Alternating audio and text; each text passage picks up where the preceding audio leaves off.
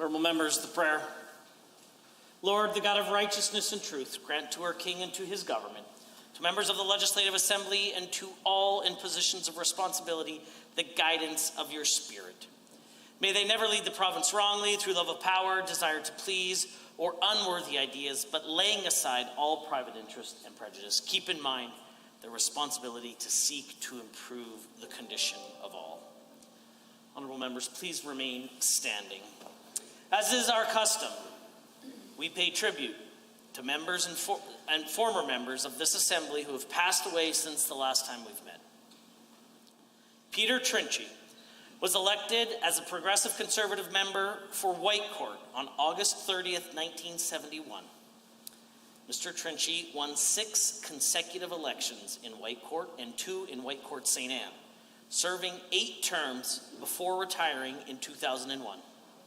During his nearly 30 years of service, Mr. Trinchy was the government whip from 1975 to 79, the Minister of Recreation and Parks from 79 to 86, the Minister responsible for Occupational Health and Safety and Workers' Compensation Board from 1989 to 1992, the Minister of Transportation and Utilities from 92 to 94. Before his election to the Legislative Assembly of Alberta, Mr. Trinchy served his community on the Marathorpe Town Council for 6 years. A businessman and a farmer, he earned a reputation for taking immediate action during his time in office. Mr. Trinchy received the Queen Elizabeth II Golden Jubilee Medal in 2002 and the Michael Lukovich Award for Outstanding Public Service by a Parliamentarian of Ukraine origin in 2008. A driving force to establish the Marathorpe Airport, it was renamed in his honor in 2020. Peter Trinchy passed away on November 21st, 2022 at the age of 91. In a moment of silent prayer or reflection, I ask you to remember Mr. Trinchy as you may have known him.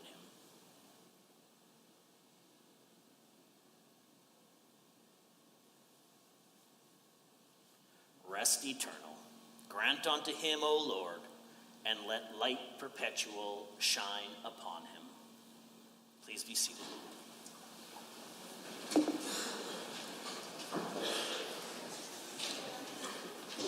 Honorable members, before I call upon the clerk for the daily routine, I notice that Government Motion 9, which is on notice on the order paper today, is proposing to amend a number of standing orders, including amendments with respect to 2 items in the daily routine, introduction of guests and member statements. The motion seeks to provide that each day members may make introductions under introductions of guests, that the time allotted for this item of business is to be 4 minutes, and that each member's introduction may not exceed 20 seconds. In addition, an amendment has been proposed to Standing Order 7.4 to reduce the number of member statements from 9 to 7 each day. I understand that 2 unanimous consent requests may be coming forward that would seek to give effect to these proposed amendments this afternoon. Is someone willing to make the first request? The Honourable Government House Leader. Thank you, Mr. Speaker.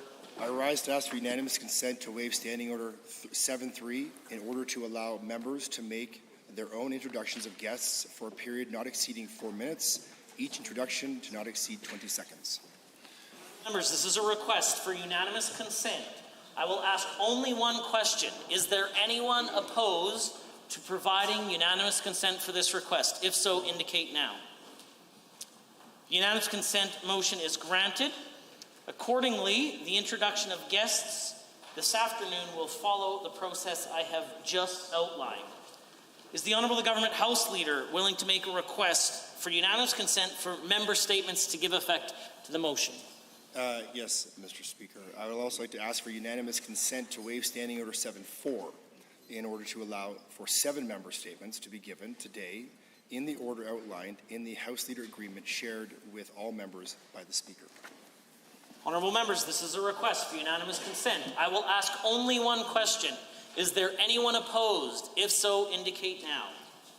Unanimous consent is granted. The rotation for member statements that will apply today is contained in a House Leaders Agreement that I received on November 28, 2022, which has also been circulated to each member, and I will table at the appropriate time today in the routine. The Clerk. Introduction of visitors. Honourable members, it is with admiration and respect. There is a gratitude to members of families who have shared the burdens of public office and public service. Today, I would like to welcome the members of the Trenchy family who are present in the Speaker's Gallery. Please rise as I call your name and remain standing until all have been introduced. Daughter of Mr. Trenchy, Darlene Langevine and her husband Val. Grandson Christopher and granddaughter Ashton. And son Marlon Trenchy and his wife Janet Gervais. Please rise and receive the warm welcome of the Assembly.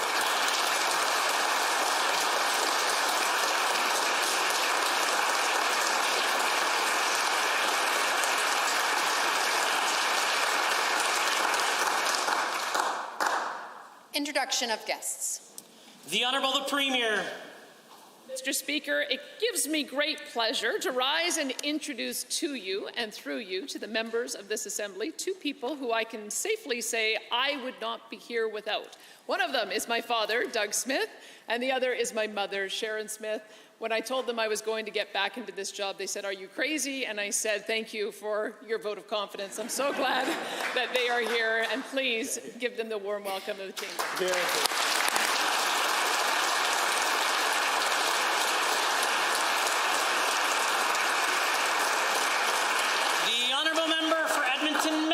Has a school to introduce. Thank you, Mr. Speaker. I'm pleased to rise and through you delighted to introduce 80 grades 5 and 6 students of Julia Kninsky School in my riding, Edmonton Meadows. And among them are their hardworking teachers, staff. I would like to name Mr. Dale Mendrick, Ms. Crystal Jenkins, Ms. Lexi Jickman, and Praminder Goyal. Please join me welcoming all of them here. Thank you.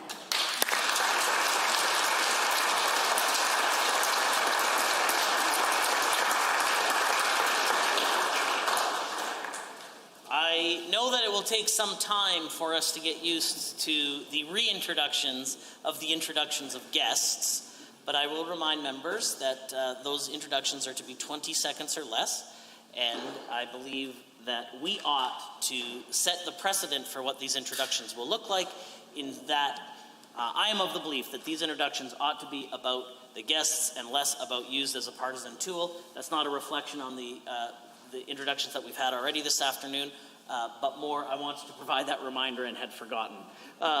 So they will be 20 seconds, and I will be rising, as I do during question period or other speaking limits, to ensure that we can get through as many introductions as possible,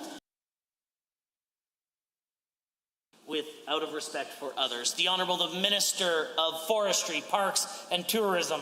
Thank you, Mr. Speaker. I rise to introduce to you and through you to all members of the Assembly seated up in the Speaker's Gallery, Chase Malkin and his mother, Janelle.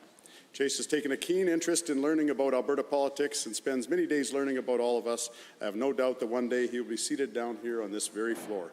Please give him the warm welcome of the Assembly and stop by 323 to meet Chase after question period. The Honourable Member for Calgary-Buffalo. Ella D. Windsor is a Master of Social Work student who is currently completing her practicum in my constituency office. Her work is focused on the Fort McMurray wildfire and the role of social workers in recovery from disasters. I'm so proud she's here today, and I can't wait to watch her career grow and develop. The Honourable Member for Airdrie East. It's an honour to rise and introduce to you and through you and to all members of this Legislative Assembly my friends, Destiny Chasson and Brett Pierce. Please rise and receive the welcome of the Assembly.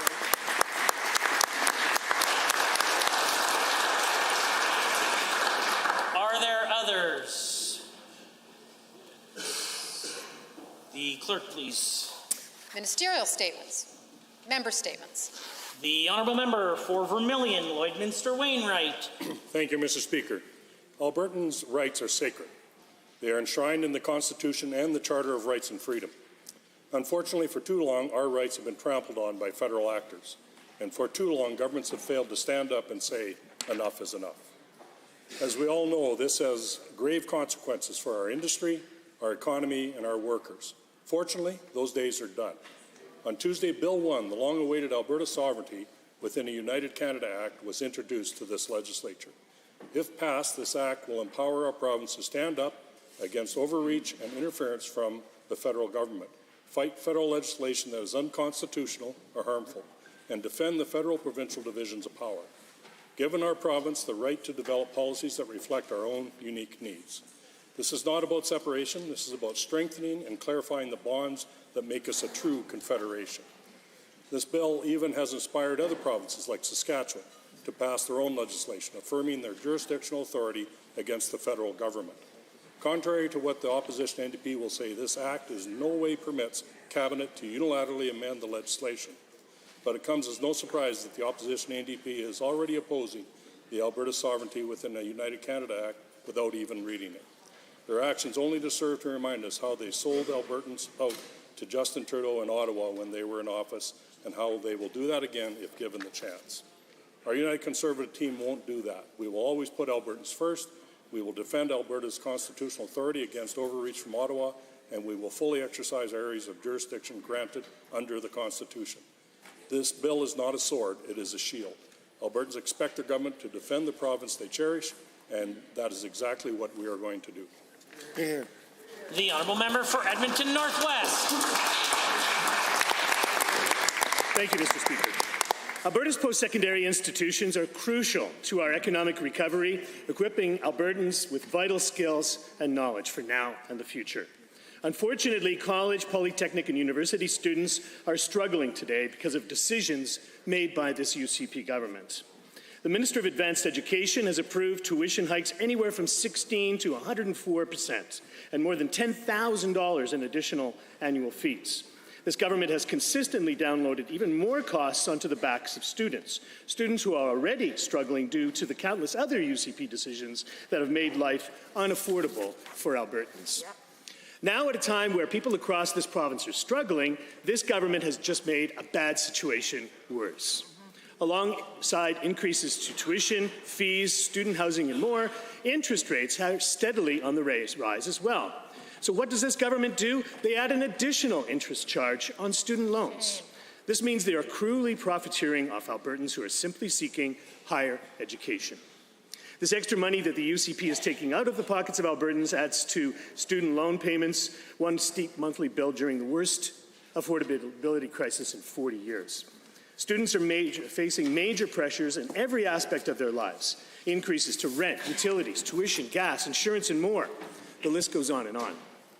And yet the average student doesn't even have access to the inadequate affordability packages offered by this government. While some folks are able to access these resources, so many students are simply left out in the cold. Single people, those without children, students, they're all impacted by the affordability crisis too, and they're just as worthy for support, I believe. Crisis, and they're crying out for help. The Alberta New Democrats are listening. Should we form the next government, we will take action to ensure that education is affordable and that our young people are set up to lead into a bright The honourable member for Lackland and Parkland. Mr. Speaker, it's with a heavy heart I share a member's statement today regarding the passing of Honourable Mr. Peter Trenchy. He passed away on the 21st November at the age of 91. He was preceded by his love of his life, Lorraine. He'll be missed by his son, Marlon Trenchy, and his wife, daughter, Darlene, and her husband, grandchildren, Christopher, James, Ashton, as well as the 5 great-grandchildren. Peter Trenchy was born in Rockford, Alberta on August 22nd, 1931. Peter was a businessman and farmer. He ran a local grain elevator for years. He served with Marythorpe Town Council and a number of other local organizations. Peter was elected in 1971, served for 27 years. For those keeping score at home, that's 8 consecutive terms. He was the Minister of Recreation and Parks, Minister of OH&S, the WCB, Public Safety Services, Transportation, and Utilities. There isn't a corner of this province that didn't benefit Mr. Trenchy's hard work over the time in office. Mr. Trenchy would often remark how exciting it was to be part of such a significant change in Alberta under the leadership of Mr. Premier Lougheed. Mr. Trenchy established the Peter Trenchy Scholarship that helps folks to obtain career education in technical trades. I first met Mr. Trenchy when I was knee-high to a grasshopper at the Wildwood Fair. He took the time to talk to me as a kid and give me an Alberta pin. I carried that around for years, and it's one of the reasons as an MLA I do the same thing for kids in our constituency. 2020, we renamed the airport after Mr. Peter Trenchy in Merithorpe. Without him, it wouldn't have been built. And we made it a stop on the Alberta Air Tours. We had 20 airplanes that came along and stopped in, and it was the first time the seniors were able to get out of the homes. And I had the honor of giving Mr. Trenchy a pin, an Alberta pin back, and told him the story, and it made him smile. Mr. Trenchy, you left some awfully big shoes in our constituency to fill. I'll do my utmost, sir. I'll do my utmost to fill them, and wish to thank you and your family for all your years of service.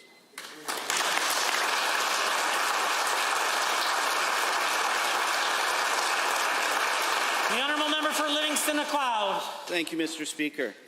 Our seniors helped lay the foundation for our great province. Because of the importance that seniors hold in our province, it's critical that they are taken care of.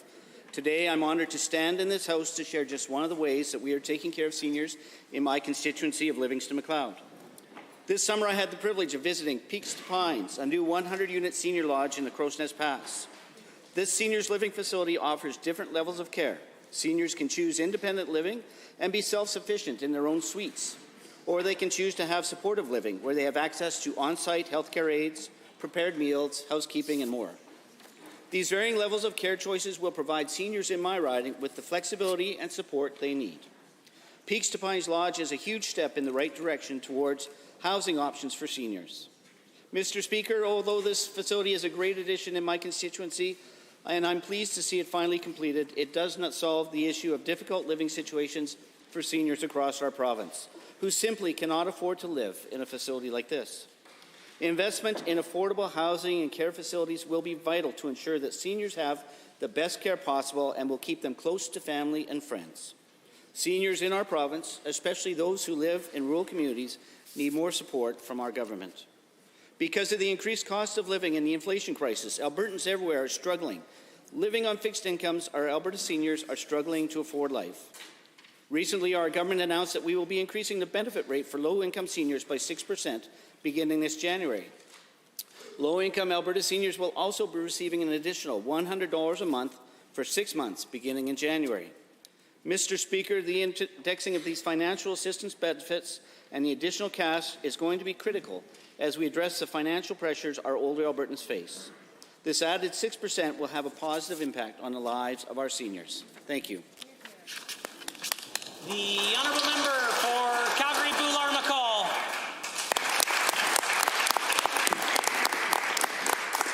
Economic certainty, stable, competent government, the rule of law. All of these things are critical for the future of Alberta. And all are under threat with the introduction of Premier's Sovereignty Act. This bill is unconstitutional. It completely disrespects this House, the people elected to serve in this House, and millions of Albertans who put us here. The Premier was selected by 1% of Albertans. She didn't even have the majority of support in her own party.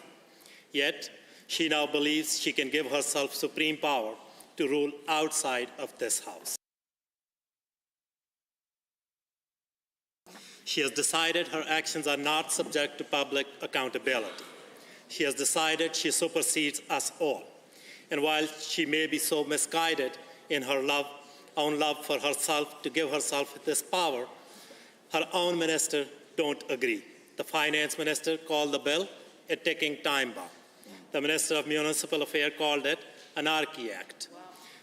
The Minister of Environment said it will create instability and chaos. I could go on and on.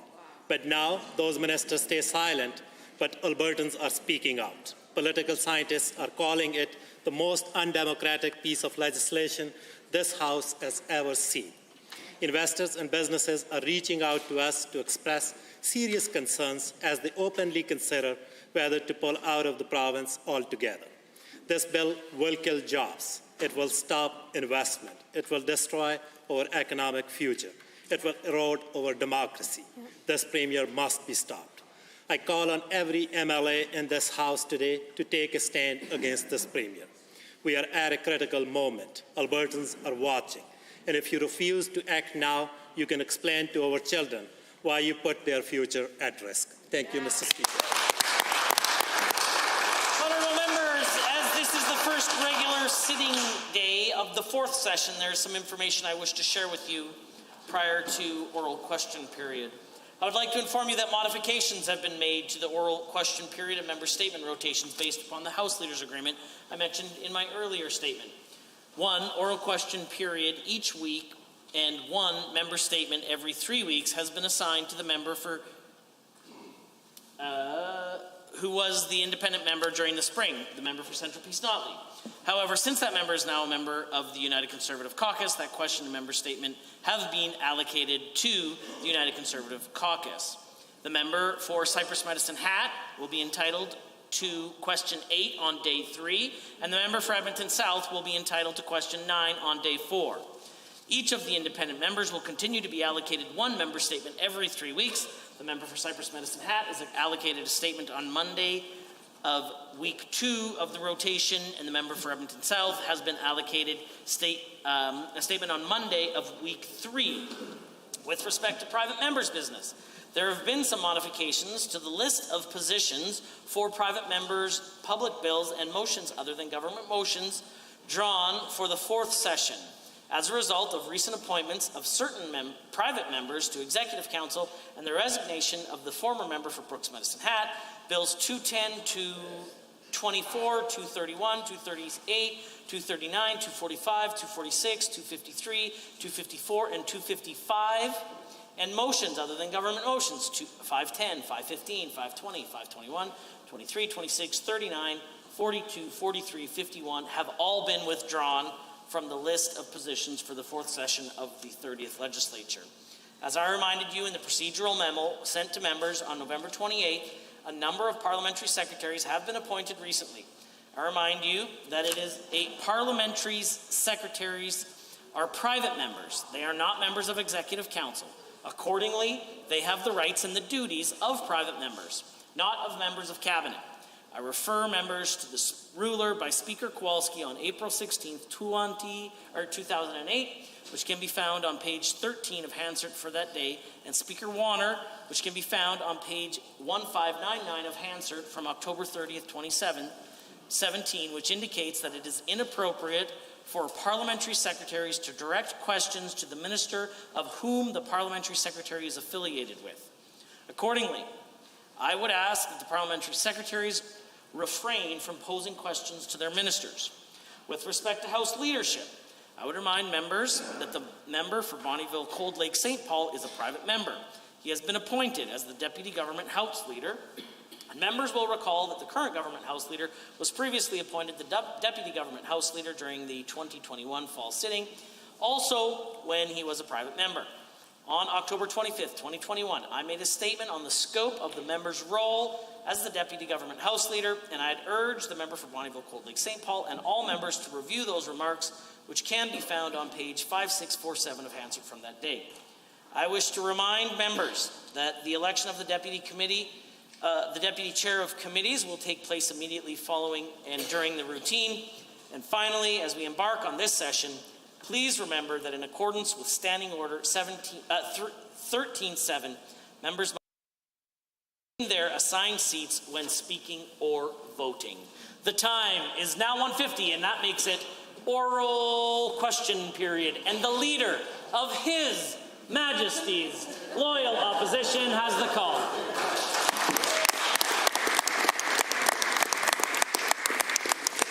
Thank you, Mr. Speaker. I want to begin by quickly congratulating the Premier on her new role.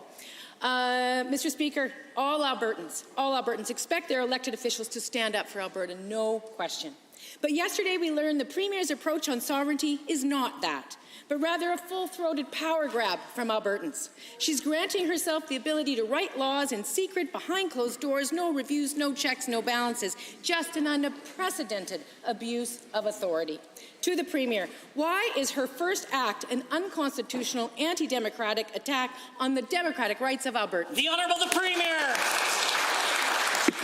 Thank Thank you, Mr. Speaker, and thank you for the question from the honourable member.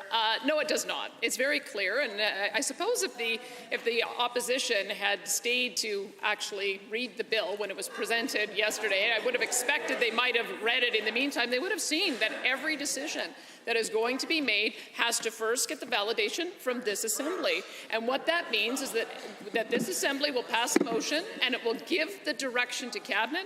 It will always be the direction of the members that we will make decisions in Cabinet. The Honourable Leader of the Opposition. Now, Mr. Speaker, I'm relying on the briefing from the Deputy Minister of Justice, who does understand this legislation, unlike this Premier. In fact, this move is nothing more than a cynical political tool used to consolidate power and to undercut our much-needed economic recovery. In fact, the Calgary Chamber of Commerce says it will impede new investment, reduce business certainty, and make it harder to attract new talent. Why doesn't the Premier put Albertans first? Drop this bill and start doing some real work to protect and promote investment in Alberta. Honourable, the Premier has the call. Thank you, Mr. Speaker. The number one biggest attractor and the number one thing that has chased investment out of this province has been the Liberal NDP coalition in Ottawa and their undemocratic decisions and their violation of our constitutional rights in this province. That is what the Alberta Sovereignty within a United Canada Act is all about. It is about enforcing our constitutionally guaranteed rights to make our own decisions regarding the development, the conservation, and the export of our resources, and I would ask the opposition to support it. Leader of the Opposition. Well, quite the opposite, Mr. Speaker. We're seeing an alarming collision of three very rare political events. First, we have a Premier who's made more mistakes in 3 weeks than most make in 3 years. Second, we have a Premier selected by less than 1% of the population a mere 6 months before a general election. And third, that same Premier is now attempting to consolidate more power outside of the legislature than any Premier in the history of this province. Mr. Speaker, she's in over her head. Why won't she withdraw this legislation and focus on real solutions for Albertans? The Honourable the Premier. Well, Mr. Speaker, I'm looking forward to educating the opposition in my speech later today on the Sovereignty Act about how our country is supposed to work and the fact that Alberta does have sovereign rights to make decisions in areas of exclusive jurisdiction. And I would just ask for them to listen to the debate and to support the actions that we are taking here, because we know that Albertans want us to act on this. We have a mandate with the equalization referendum that was passed that our people want to make sure that we stand up to Ottawa, and that's exactly what we're going to do with the Sovereignty Act. The Honourable the Leader of the Opposition. Well, Mr. Speaker, I did listen to the debate. I listened to the debate of the UCP leadership candidates, and let me tell you, those folks sitting around him, hypocrisy a little astounding. Not long ago, they all held a joint news conference on how they would be voting against the act. The finance minister called it an economic time bomb. The jobs minister, a fairy tale. The municipal affairs minister, anarchy. And the minister of trade said it was like shooting ourselves in the foot. Yesterday, all of them capitulated. Will any one of them stand up and explain why they sold out Albertans yesterday? The Honourable the Premier has the call. Well, Mr. Speaker, I have had an incredible time over the last 8 weeks making sure that our caucus members had a lot of input into all of our decision-making and identifying our priorities. Was that they want to stand up and push back against Ottawa. And as they had input into the construction of this bill, we've gone through a Cabinet Policy Committee process, we've gone through a Cabinet process, we've gone through a caucus process. Everybody became very comfortable with the fact that this and it's going to push back against Ottawa. Leader of the Opposition. I think everybody became really comfortable with a paycheck, Mr. Speaker. You know, the former Premier at least had the good sense to walk away from this dumpster fire. He once called this approach catastrophically stupid. And back then, the finance minister agreed with him. He said, quote, "I believe invoking the Alberta Sovereignty Act would put us backwards because it would create chaos." He went on to say the act would curtail new investment and force established businesses to leave Alberta. To the finance minister, if you believe what you said then, why did you fail those businesses and the people working for them yesterday? The Honourable the Minister of Finance and the President of the Treasury Board. Well, thank you, Mr. Speaker. It's a pleasure to rise in the House this November day. Mr. Speaker, I had legitimate concerns over early renditions of the proposed Sovereignty Act. But, Mr. Speaker, I've had full opportunity to weigh into the development of this bill. Mr. Speaker, this bill, for my support, needed to respect the rule of law, needed to be constitutional, and needed to be implemented in a way that would not create business uncertainty. This bill does that.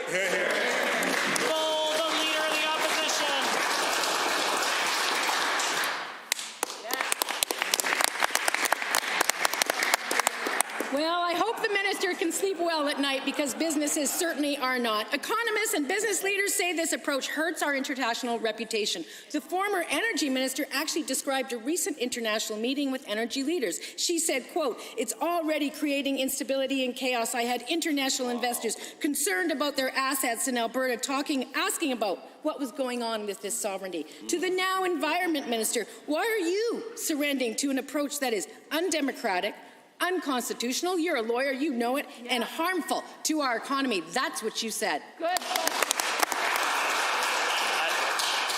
Prior to the Honourable Minister of Environment Protected Areas remarks, I'm sure she's not asking for a legal opinion of the minister, because that would be outside of the convention of what is acceptable in the House. The Honourable Minister of Environment Protected Areas. Well, thank you, Mr. Speaker. The Bill 1 is neither unconstitutional nor undemocratic. Every single thing that comes out of it will be debated in the legislature. Mr. Speaker, in the very preamble of the Act, it said it will be constitutional and nothing will be construed to be unconstitutional. Mr. Speaker, I had some very grave concerns about the Act. We went through a caucus process, and I think we addressed those concerns. Leader of the Opposition.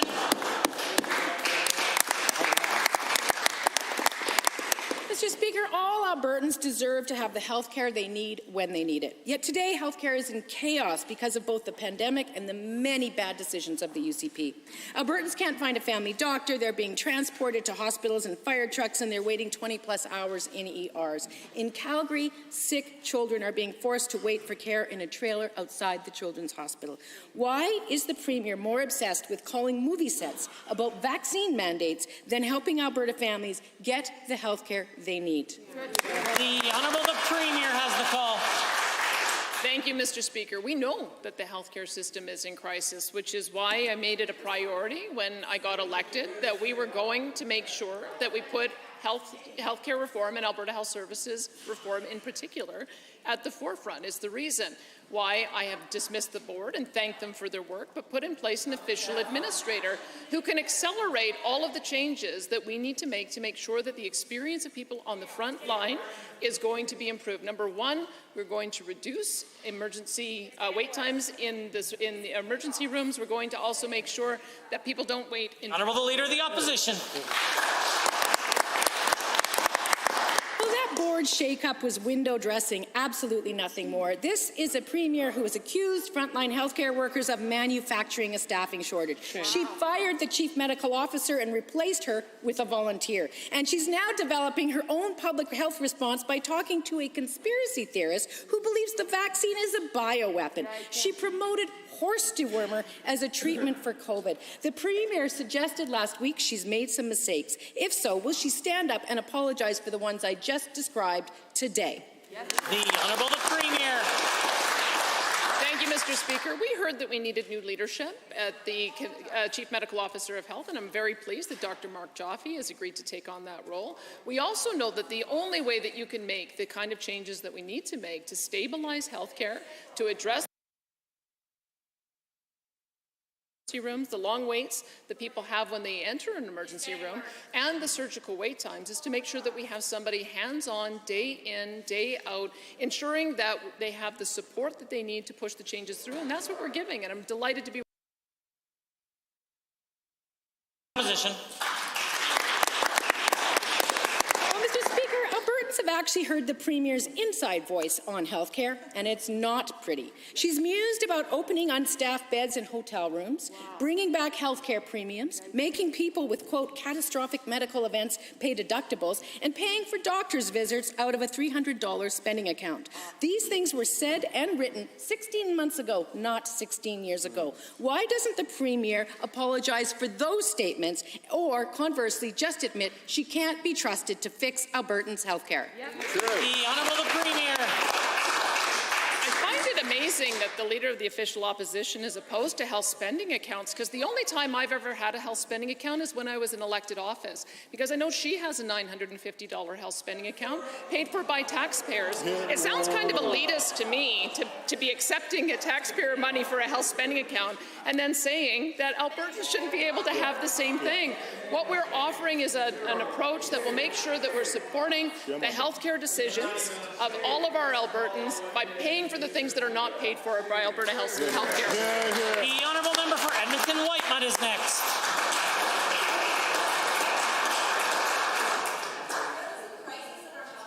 And children are now experiencing the worst of it. Both the Stollery in Edmonton and the Alberta Children's Hospital in Calgary are continually exceeding 15-hour wait times. A heated trailer has been set up outside the Alberta Children's Emergency Department. A trailer to hold children wanting to access health care. That's where we're at. Children's surgeries are being cancelled, there's a shortage of children's medications, illnesses are moving quickly through schools, and too many kids do not have family doctors. Will the UCP government allow an emergency debate in the legislature today to address the children's health care crisis? The Honourable the Minister of Health is rising. Thank you to the honourable member for the question, Mr. Speaker. Our emergency departments are under strain, as they are across the entire country. We're seeing an early and severe flu season, and patients coming to emergency are sicker than on average. You know, given that often a many number of visits to either the emergency departments or to family doctors were put off during the pandemic. We're responding, Mr. Speaker. We're responding by adding capacity across our entire system, from EMS to continuing care. At the Children's in Calgary, AHS added a new fast-track unit, and they're working to add staff to other spaces as well. The Honourable Member for Edmonton-Whitemud. I was joined earlier today by my constituent Lindsay Kemp, whose 6-year-old son George is immunocompromised. He's had 2 heart transplants, and he also has Crohn's disease.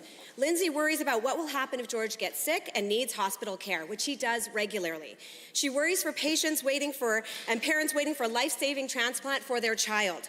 The Minister of Health is allowing the chaos in our hospitals to continue and potentially putting life-saving surgeries and treatment for children at risk.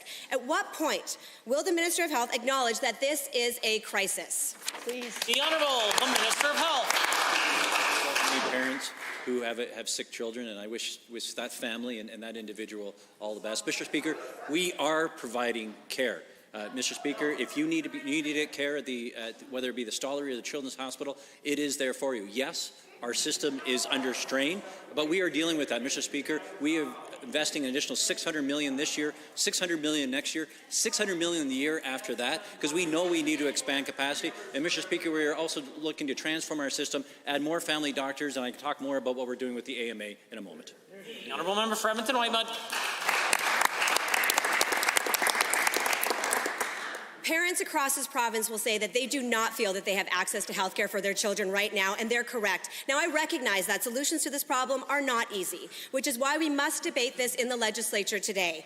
We cannot wait until wave after wave of illness overwhelms our hospitals and the dedicated frontline workers who have done so much to care for Albertans. They deserve clear and immediate support from the members in this chamber. Parents need to know that they can access health care for their children.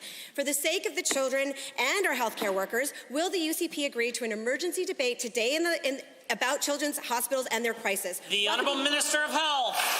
Mr. Speaker, we are acting, and we have been acting, and we are continuing to act. Mr. Speaker, I spoke already about adding capacity to our system.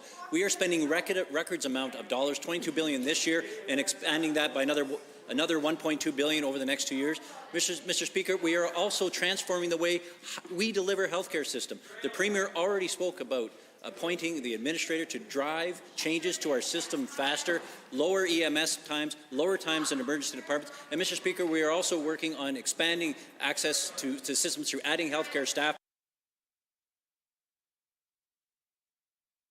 Member for Airdrie East has the call. Thank you, Mr. Speaker. For far too long, we have watched our provincial rights granted to us under the Constitution be infringed upon by federal actors. And for far too long, governments have failed to stand up and say enough is enough. On Tuesday, Bill 1, the long-awaited Alberta Sovereignty Within a United Canada Act, was introduced. Can the minister please explain how this act will be used to protect our rights, our freedoms, and the interests of our province from federal overreach? The Honourable the Minister of Justice. Well, thank you, Mr. Speaker, and thank you to the member for the question.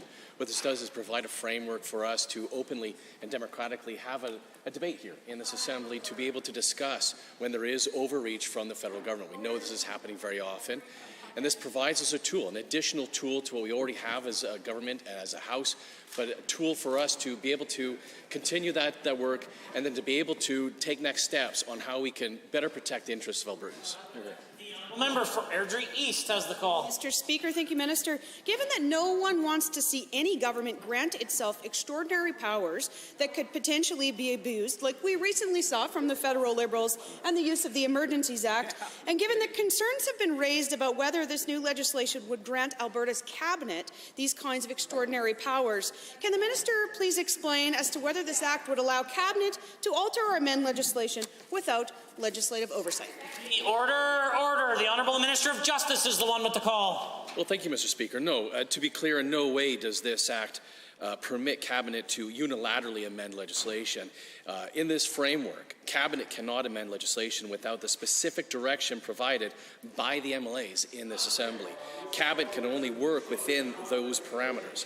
That means that the democratically elected members of the Assembly are the ones who determine. Order. The Honourable Minister of Justice is the one with the call.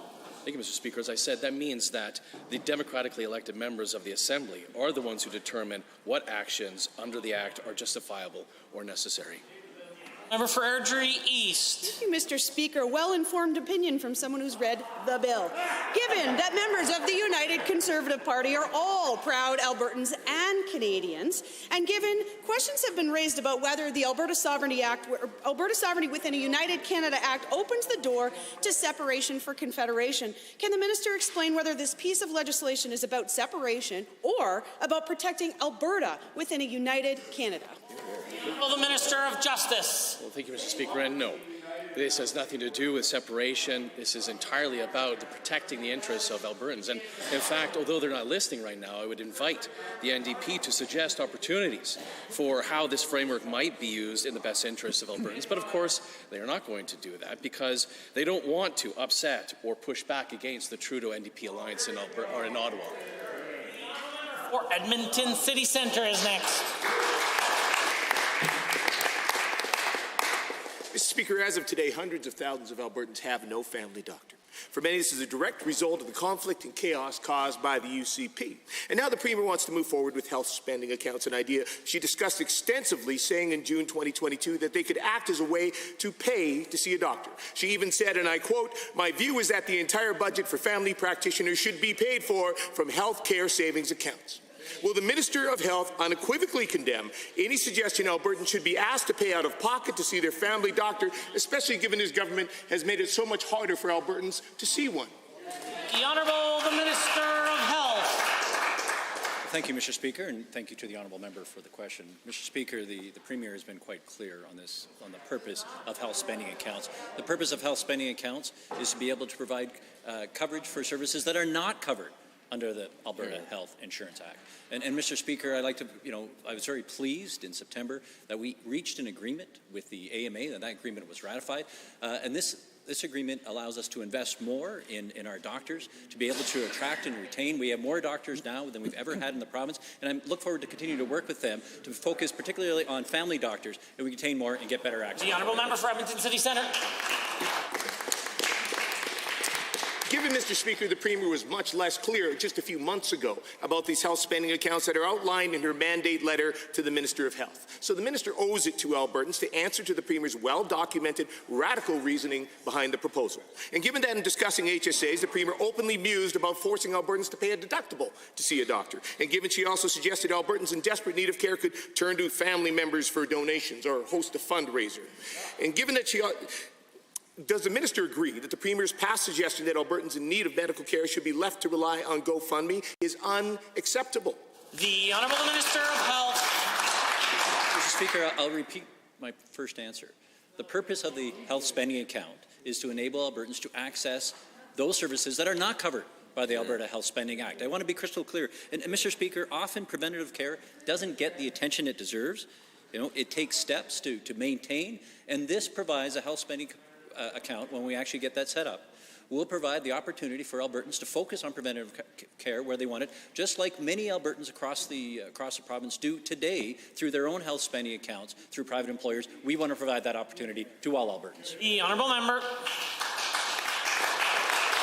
Given, Mr. Speaker, that this government did more damage to accessing preventive care than any in Alberta's history, and the questions I'm asking today are based on the Premier's own words from as recently as this last July.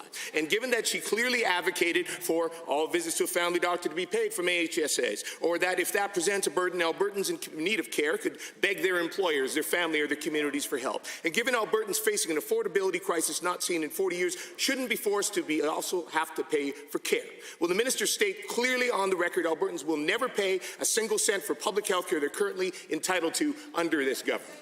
The Honourable Minister of Health. Well, thank you, Mr. Speaker. And again, for a third time, just to be clear, the purpose of the health spending account is to cover those items that are not covered under the Alberta Health Insurance Act. So I want to be crystal clear about that. And Mr. Speaker, our government is focused on providing better access to family care. I was very pleased in September to announce the Modernizing Alberta's Primary Care System, a task force to look at where we can learn from around the world to be able to improve access to primary care, access to Indigenous care, and access to rural care. Because, Mr. Speaker, we know that primary care done well will actually help our acute care system. The honourable member for St. Albert. People who have never struggled before are struggling now, and this finance minister put together an affordability package that leaves out millions of Albertans. Middle-class singles and the working poor get nothing, zero help. Struggling Albertans can't afford groceries, can't afford skyrocketing insurance premiums, have less money in their pockets after years of sneaky UCP income tax increases. To our accountant minister of finance, why did this government leave so many Albertans out of this affordability crisis plan? Minister of Affordabilities and Utilities. Thank you, Mr. Speaker. While Alberta's economy has recovered strongly, we know that Albertans and their families are struggling. They are challenged every time they leave their homes to get groceries or feed their families or fill up at the gas station. So we've put together an immediate relief package which provides an estimated $900 in relief to households with or without children, with or without seniors. And in addition to that, we've also put together targeted supports to where they're needed most, to seniors, vulnerable Albertans, and to support children for their health and well-being. The honourable member for St. Albert. Given that this government walked into a $28 billion royalty windfall and couldn't come up with an affordability plan to help all Albertans, and given this government has systematically harmed disabled and vulnerable Albertans since 2019, and given that after their half-baked new plan, an AISH recipient is still $3,000 worse off than they would have been under an NDP government. To the Minister of Finance, why, with record revenues, is this government still targeting the most vulnerable and people who still can't afford to buy groceries and keep a roof over their head? Good question. The Honourable Minister of Affordability and Utilities. Thank you, Mr. Speaker. I was pleased to join my colleagues in announcing the reindexing of core support programs that vulnerable Albertans rely on. These include AISH, income support. Minister was courteous enough to listen to the question. Perhaps you might do the same for the answer. The Honourable Minister. Mr. Speaker, thank you. I was pleased to join my colleagues in announcing the reindexing of AISH, income support, and the Alberta Child and Family Benefit and the Alberta Seniors Benefit, because we know that vulnerable Albertans and seniors need the help right now. And in addition, we're providing $600 in targeted supports to the recipients of those core support programs to help them get through the worst of this storm. Member for St. Albert. Band-Aid on a wound. Given that this government is so out of touch that they came up with an affordability plan that leaves out millions, and given that a recent graduate, someone just starting in their career, is getting hammered by inflation, but is getting no support from this government, and given that some of the wealthiest Albertans are getting a tax-free check, while those struggling get nothing. How can this Minister of Finance stand in this House and possibly justify his plan that leaves out so many Albertans who are struggling to make ends meet? The Minister of Affordability and Utilities. Thank you, Mr. Speaker. Again, individual Albertans will benefit from significant broad-based relief. They'll benefit from fuel tax savings every time they fill up. They'll benefit from the electricity rebate for a total of up to $500 in relief. We've lowered their income tax. In addition, we just announced further bursaries for low-income students. We've announced an expansion of low-income transit.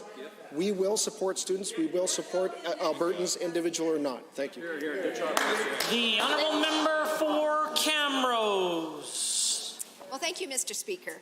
Weekly, I hear from individuals in the Camrose constituency that we have a shortage of nurses, and these individuals also do not have a family doctor. They indicate they have been on a waiting list for months. The Minister of Health held an engagement session in Camrose this summer, where local doctors, nurses, and elected officials attended and participated in roundtable discussions. To the Minister of Advanced Education, can we have the nursing program reinstated at Augustana campus? Honourable the Minister of Advanced Education. Well, thank you, Mr. Speaker, and thank you to the member. And let me just say on record what an incredibly fierce advocate she is for the community of Camrose. Mr. Speaker, in the spring, we announced in Budget 2022 $171 million in new funding to create 10,000 additional spaces at our post-secondary institutions. That includes new spaces in nursing, in healthcare aid, and in paramedicine. I'm continuing to work, though, with the University of Alberta in particular with respect to the individual program. The member for Camrose. Thank you, Mr. Speaker, and thank you to the Minister for the answer.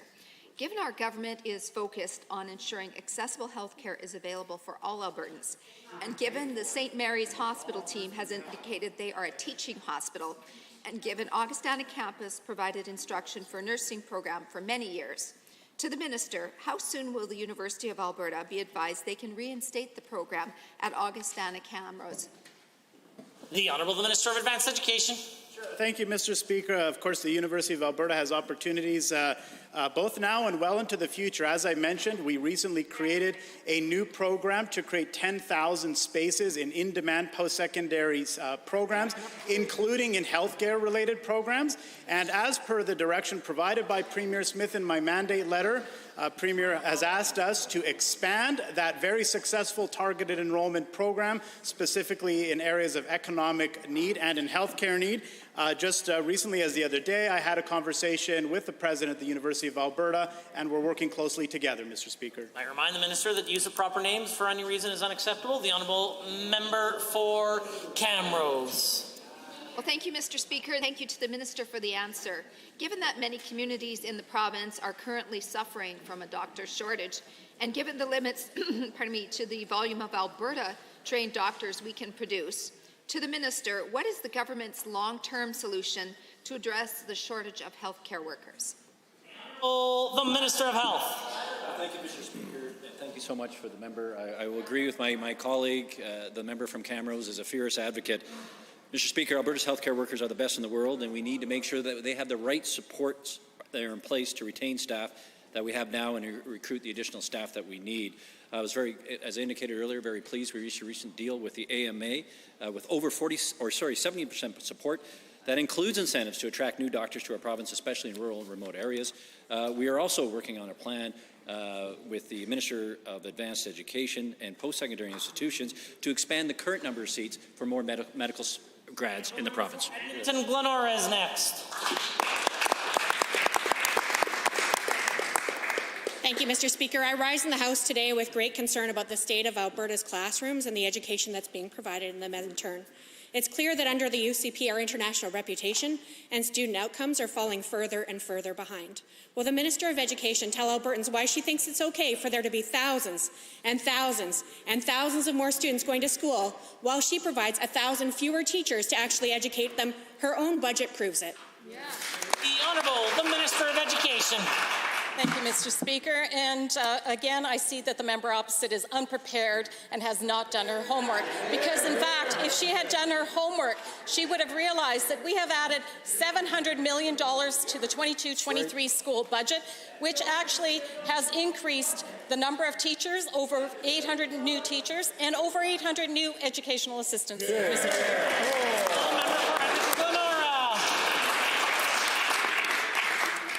Given that the minister's own budget shows that she has 1,000 fewer teachers than when she took the office, and given that the UCP cut funding from classrooms and student learning has suffered as a result of that, and given that the government has now said that schools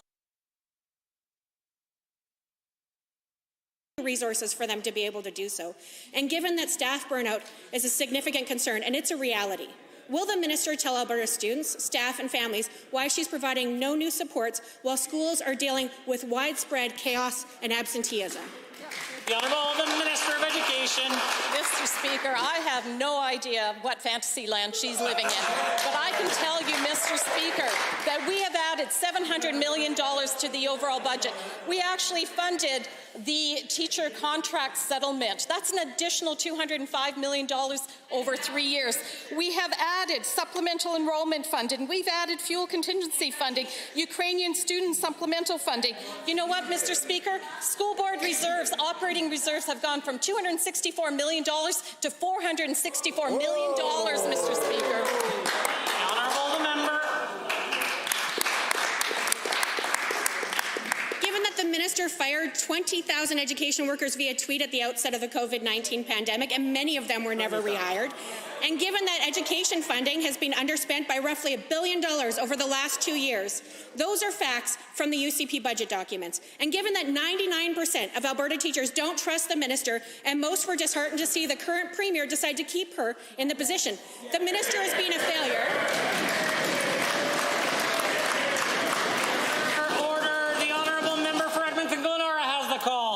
Teachers don't trust this minister. Parents don't trust this minister. Why did the premier keep her in the job instead of shaking it up? Again, nothing can be further from the truth. In fact, Mr. Speaker, I spent all summer from the end of June till the beginning of October meeting with school divisions. I met with over 70 school authorities. Mr. Speaker, I actually attended all the AGMs, the Catholic School Trust, the Catholic School Trustee AGM, the Francophone AGM, and the Alberta School Board AGM. Mr. Speaker, you know what, Mr. Speaker? I got a standing ovation, Mr. Speaker, by the Alberta School Board Association.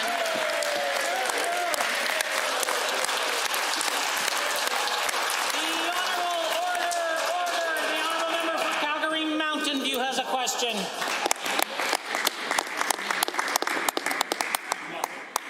The Anarchy Act. A ticking time bomb, a constitutional and economic crisis. Wow. Those are some of the ways that ministers in the government cabinet have described the Sovereignty Act.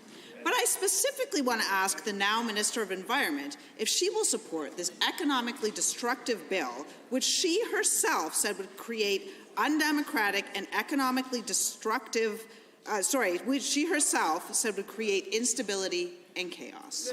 The Honourable the Minister of Environment and Protected Areas. Well, thank you, Mr. Speaker. There's no doubt I had grave concerns about the Sovereignty Act as originally proposed. But as it's drafted now, and as it's gone through a caucus process, it's addressed many of those concerns. Mr. Speaker, it follows the rule of law. Mr. Speaker, it's democratic. Everything before it comes before this chamber. And Mr. Speaker, it does not seek to disallow or not follow court judgments. Most importantly, it respects the separation of power between the judiciary and the legislative chambers. Member for Calgary Mountain View.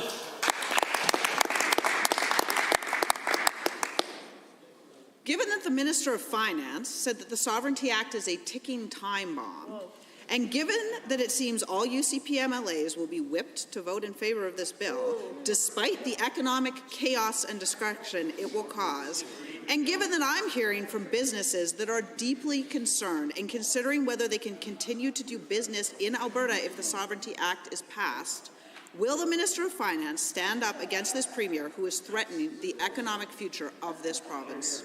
Honourable the Minister of Finance and the President of Treasury Board.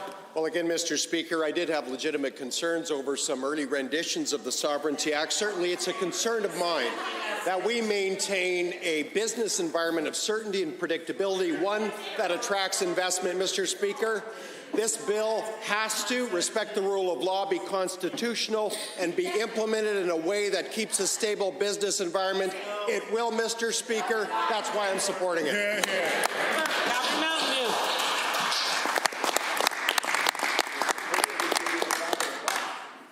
Given that investors are looking for certainty, and they've told me that the Sovereignty Act creates nothing but chaos, and given that I'm already hearing from chambers of commerce, energy companies, innovators, and more, that this bill is already having an impact on investments, job creation, and more, and that was before it was even tabled, can the Minister that if a single investor withholds investment in Alberta as a result of the Sovereignty Act, that he will ignore the Premier's directive and defeat this harmful legislation? The Finance President of Treasury Board has risen. Well, thank you, Mr. Speaker. You know what's creating uncertainty today is excessive fear-mongering by the members opposite, Mr. Speaker. When they were in office, they raised taxes, they heaped on regulatory burden, and they sent tens of billions of dollars of capital packing, and with that, tens of thousands of jobs. Mr. Speaker, we've worked hard to position Alberta's economy to be competitive, to attract investment, and to create jobs. Mr. Speaker, that's why Alberta in the last year has created 28% of the jobs created in Canada in this province alone. The honourable member for Drayton Valley Devon. Thank you, Mr. Speaker. It is truly a great day for Albertans and businesses in the Capital Region. Today, the Honourable Minister of Transportation and Economic Corridors stood with the town of Leduc as they finally broke ground on the much-anticipated QE2 and 65th Avenue interchange. Given that this project is one that many individuals and businesses will much appreciate, can the Minister of Transportation and Economic Corridors provide the House with some details on when we can expect to see shovels in the ground? Minister of Transportation and Economic Corridors. Thank you very much, Mr. Speaker. It was a great day for the Edmonton region. I was with the Deputy Premier from Edmonton Southwest, as well as the MLA for Leduc Beaumont, announcing this amazing Leduc intersection and the interchange. And Graham Construction actually won the contract, and so construction is going to happen within days. But it's unfortunate, though, Mr. Speaker, because the provincial representatives of the NDP could have asked their leader, Jagmeet Singh, to approve this project through the National Trade Corridor program, but they didn't, and it got declined. Drayton Valley Devon. Thank you, Mr. Minister. That sounds very familiar. Given that we will see shovels in the ground in a matter of days, and given that this project will improve the flow of traffic on Alberta's busiest highway, and given that this project will aid businesses and individuals commuting to the Edmonton Airport, can the Minister of Transportation and Economic Corridors please highlight the significance this project will have on Albertans? Minister of Transportation and Economic Corridors. Well, thank you, Mr. Speaker. And our economic growth and our economic corridors aren't just rail and road. It's also through the air and our international airports. And the Edmonton International Airport, the air cargo capacity that they do is tremendous. And to attract more businesses, more economic growth in the Edmonton region, this was such a key component to that. As well, Stars Air Ambulance is based on the south side of the airport, so having an additional access to the airport with this investment will just not only go for economic growth, but also to help emergency services in the Edmonton region. Member. Thank you, Mr. Minister, for the answer. This is incredible news for the Capital Region's economy. Given that the interchange will improve access to the shopping centre outside of the airport, and given that this project will make it easier for our province's distributors to access cargo centres at the airport, and given that these improvements to the QE2 will kickstart our economy, can the Minister of Transportation and Economic Corridors please share the economic benefits that this project will have for our province. The Honourable the Minister. I hear the Edmonton MLAs from the NDP cheering this on. That's great. A $112 million announcement in the Edmonton region today. 600 jobs are going to be supported with this project. We'll see about a 3% increase in cargo trucks every year from this. We'll also bring in important services to the Edmonton region. We'll actually see international markets increase by about 4.5% every year with this announcement, and about 6 million hours of commercial traffic to be saved when this project in the Edmonton region is done. So just a great day for Edmonton. Hear, hear. Member for Edmonton Rutherford. Thank you, Mr. Speaker. 13 days ago, Treaty Chiefs stood in an unprecedented show of solidarity to oppose this Premier's unconstitutional Sovereignty Act. Treaty 8 Grand Chief said the Sovereignty Act, quote, undermines the authority and duty of the sovereign nations that entered into treaty. Chief Tony Alexis has called on this government to hold off on passing the Sovereignty Act until at least after the next election. To the Minister, why is he supporting the UCP government forcing through the Sovereignty Act without any consultation after all treaty chiefs stood in opposition? The Honourable the Minister of Indigenous Relations. Well, thank you, Mr. Speaker. And Alberta's government is standing up for everyone in the province, Mr. Speaker. Indigenous peoples have also faced economic barriers from federal institutions, Mr. Speaker. Mr. Speaker, this Act will not change existing treaty or Aboriginal rights that are recognized. Mr. Speaker. Also, order. The Honourable Member for Edmonton Rutherford. Given that the Sovereignty Act will give the Premier and all of her ministers dictatorial power to rewrite laws behind closed doors, and given that the UCP government will have power to remove Indigenous rights with as little as a stroke of a pen, and treaty land can be exploited without free and informed consent from the First Nations, and given that Chief Alexis stated that this bill sets up the province to allow extraction at any rate completely unprotected, does the Minister really support the Sovereignty Act, which has the ability to completely erase treaty rights? The Honourable the Minister of Indigenous Relations. Thank you, Mr. Speaker. Section 2 clearly states that nothing in this Act is to be construed or abrogated or derogatory from any existing Aboriginal or treaty rights, Mr. Speaker. That's the first thing in this bill that was put in there, Mr. Speaker. And I have met with several First Nation leaders, Mr. Speaker, and I've heard their concerns, and we will continue to work with them, Mr. Speaker. We've developed such a good working relationship with them. We've got our Alberta Indigenous Opportunities Corporation working, and we're just moving forward with them at all times, Mr. Speaker. The Honourable Member with no preamble. Given that every single treaty chief opposes the Sovereignty Act, and given that your government is rushing through this piece of dictatorial legislation and ignoring the duty to consult with First Nations, and given that now he supports legislation that can remove Indigenous rights and the need for free and informed consent by the whim of this Premier, to the Minister, with his failure to consult First Nations on the Sovereignty Act and now admitting to supporting the Premier's ability to remove Indigenous rights, does he believe he's capable of continuing to be Minister of Indigenous Relations? The Honourable the Minister of Indigenous Relations. Thank you, Mr. Speaker. And as I said, we work closely with our Indigenous brothers and sisters. And Mr. Speaker, I'm in support of standing up for all Albertans, Mr. Speaker. And the federal government, they need to stay in their lane, Mr. Speaker, and that's what this is all about. And this gives us that tool that we need to defend the interests of all Albertans. Mr. Speaker, this government's been working hard, like I said, with our Indigenous friends out there. And Mr. Speaker, a great example of that is our Partners in Prosperity movement, where we're working hard, and we've got our Alberta Indigenous Opportunities Corporation working, and we've got several new projects coming forward in the new year, Mr. Speaker. The Honourable Member for Calgary, Boular-McCall. Thank you, Mr. Speaker. I am proud to represent Calgary Boular-McCall, which during the pandemic was able to see 99% vaccination rates. Yeah. It was a moment of pride for our community. Now, however, it seems like the new Premier, rather than wanting to celebrate this success story, would rather call them to tell them to get in line with her thinking or forget seeing a cent of provincial money, as long as she is in that chair.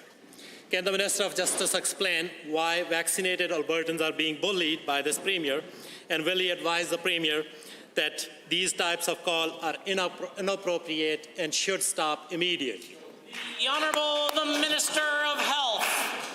Well, thank you, Mr. Speaker, and thank you to the Honourable Member for the question. Mr. Speaker, as a government, we understand that we we are in an endemic phase at this point in time, and we have a number of measures in place to be able to support Albertans and to support getting through this particular phase and dealing with COVID-19. That includes building capacity in our hospitals. That includes, asking Albertans to make the choice to get vaccinated, and we're very pleased to be able to offer a number of bivalent vaccines. It also includes people making the choice about wearing masks, but Mr. Speaker, that is a choice. The member for Calgary-Boulogne-McCall. Given that this Premier claims that she is standing up against vaccine mandate by claiming that she is calling businesses and withholding their grant funding if they don't cave to her claims. Given that despite her claim, the Arctic Winter Games claimed that they never heard from the Premier. They claimed that they got their money over 2 years ago. Is this Premier so desperate to maintain control over the base that elected her leader in the UCP that she is inventing instances of threatening event leaders and businesses? The Honourable the Minister of Culture. Mr. Speaker, this government is proud of working with partners to promote the maximum participation for Albertans who can benefit from our major sports. In terms of the Winter Games, Mr. Speaker, Premier was clear. In Alberta, we do not prevent any Albertans because of their status of health choices so that they cannot participate in sports. I am proud to tell you that we work with the organizing committee for this event. They adopted our recommendation and they removed their obsolete ban. Member for Calgary-Boulogne-McCall. Given that, in Premier's own words, she leveraged $2 million in provincial funding for the Arctic Winter Games. But given that this is not true, given that the Premier, who spent her first week in office apologizing for her words and action, and given that she is still claiming she is calling film sets and other businesses to bring them in line with her whims, can the Minister of Justice confirm if the Premier is actually calling these businesses and commit to getting her to stop? Or can he confirm if this is just another fantasy of the Premier? The Honourable Minister of Culture. Mr. Speaker, I'm proud to share with Albertans that this government strongly encourages all Alberta employers and respect to decisions of individuals' choice for their health status. Mr. Speaker, when we listen to public health orders, we consider public health as determined by Alberta Health Services and Alberta's Chief Medical Officer. When it comes to individuals' choice for their health in terms of vaccine status, that's something between their doctors and themselves. We won't interfere with that. The member for Lac St. Anne Parkland has a question. Thank you, Mr. Speaker. When you become a parent, life as you know it is over. That may sound harsh, but I challenge anyone who has children to think that anything more important than their children's well-being and their safety. When you have a sick child, parents, family, and friends stop at nothing to help them. One such family are the Hankies, and their little girl, Harper, has spinal muscular atrophy. Through the miracle of modern medicine and proverbial village, a life-saving gene therapy treatment was made available for Harper last year. However, additional medications now, such as Ridizeplam or Idezavir, are needed to maintain further improve Harper's quality of life. To the Minister of Health, can you please advise if medicine for Harper is approved for any additional? The Honourable the Minister of Health. Thank you, Mr. Speaker, and I want to thank the Honourable Member for the question. Mr. Speaker, I agree with the Honourable Member that the health and well-being of children is the main focus of every parent, especially when they are sick. I was very pleased that Zolgensma is covered for eligible Albertans up to 6 months old as of December 1st, 2021. This one-dose therapy is truly a miracle of modern science, and I'm glad that we can provide it under the Rare Disease Drug Program going forward. The Honourable Member for Lac St. Anne Parkland. Thank you, Mr. Speaker, and thanks to the Minister. Given that Harper has had noticeable improvements with her treatments, and given that her family and the generosity of others have paid for the treatment plan to date, and given the available funds are running out, and the little girl's health will slowly decline without her medication, and given there is a long review process determining potential for treatment subsidies, could the Minister please explain what support is available for Harper's family if they can continue to provide Harper with her essential treatments? The Honourable the Minister of Health. Thank you again to the member, Mr. Speaker. Right now there are 3 covered treatments for spinal muscular atrophy, and each has its own requirement for coverage. Currently, the clinical evidence does not support the combination of these treatments. However, there is a process available to Albertans to apply for exceptional coverage through their primary care provider. If there is evidence to support the request, the exemption may be granted and the coverage would be extended.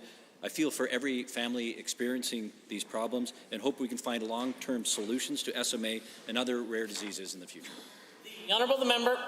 Thank you, Mr. Speaker, and again, thank you, Minister, for the work on this. Given the clinical evidence from Harper's doctors have been outstanding on her improvements, and given I've met this little girl and her family several times over the years and I've witnessed her progress personally, given these treatments are approved in the United States by a number of medical plans that cover the cost, to the same minister, can you please clarify if there's a possibility of using Harper Hankey's current treatment plan, perhaps in concert with the manufacturer's medication, to offer critical data that could help others, while also starting the process to look for this as a treatment option?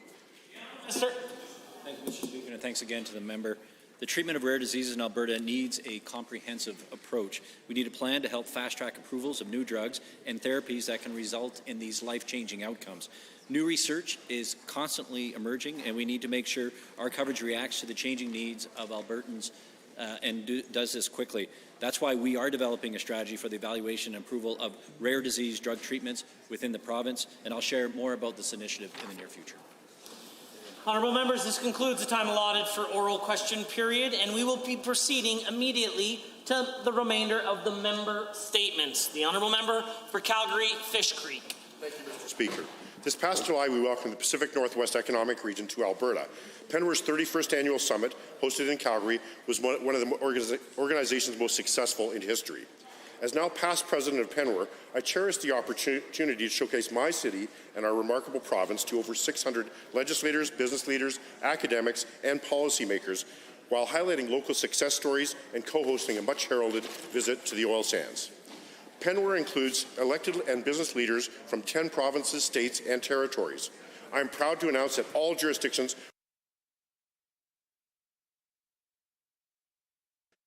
academics in strengthening the many long-standing relationships through Penware. Mr. Speaker, the United States is our closest neighbor, friend, and ally, but we must not take this all-important relationship for granted. We must work hard in finding common ground, in building trust, and on more effective and enduring engagement on issues of mutual importance. In these times of geopolitical uncertainty, we are reminded of increasingly unpredictable influences on our security and economic stability.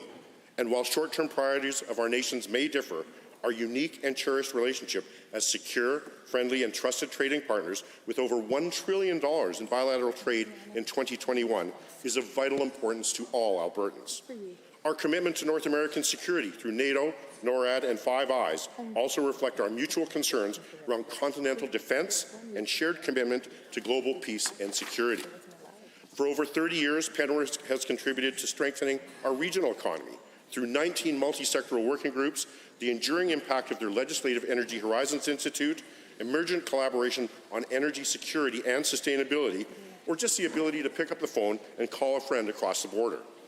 Mr. Speaker, when we reflect upon the values and vision we share with our American friends, through Penware and other organizations promoting bilateral prosperity and security, we embrace a objective we share in this chamber that every Albertan is supported in achieving their best. The Honourable Member for Bonnyville, Cold Lake, St. Paul, and the Deputy Government House Leader. Thank you very much, Mr. Speaker. Well, Mr. Trudeau and the federal government are at it again. They make a deal, an agreement with the province, and then find another angle to try and interfere with provincial jurisdiction. This time it's in the form of providing federal funding to pursue a feasibility study in regard to what is called an Indigenous Protected Conservation Area, or IPCA. There are two proposals being looked at that have Northern Albertans very concerned. One in the Wolf Lake area covers over 11 townships of land within the MD of Bonnyville and Lakeland Provincial Park. That's over 1,000 square kilometers, Mr. Speaker. The main problem with the feasibility study is that it provides zero details as to what restrictions the IPCA could put in place. Will it restrict access for hunting and recreation? Could it restrict access for some groups for traditional use? Or is it just intended to interfere with oil and gas and forestry? That's the problem, Mr. Speaker. No one can provide that information.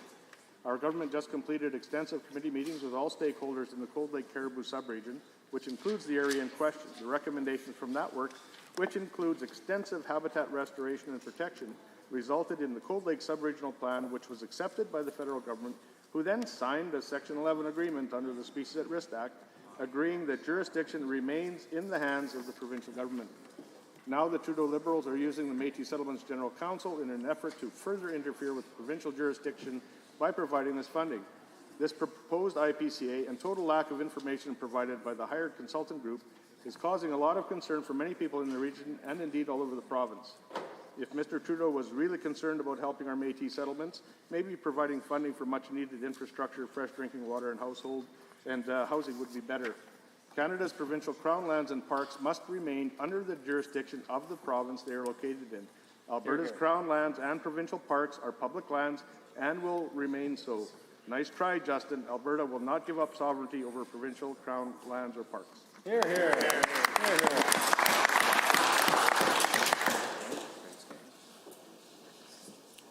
Good. Special committees. Presenting petitions.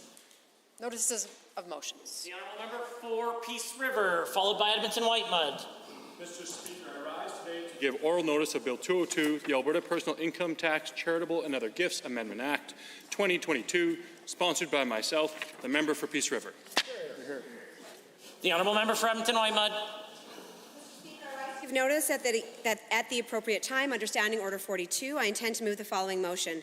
Be it resolved that the Legislative Assembly acknowledge the following. A. Alberta is facing a crisis in children's health care that has resulted in unacceptable emergency room wait times, capacity issues, and surgical cancellations, to the point that a trailer is now being established next to the Alberta Children's Hospital to provide health care.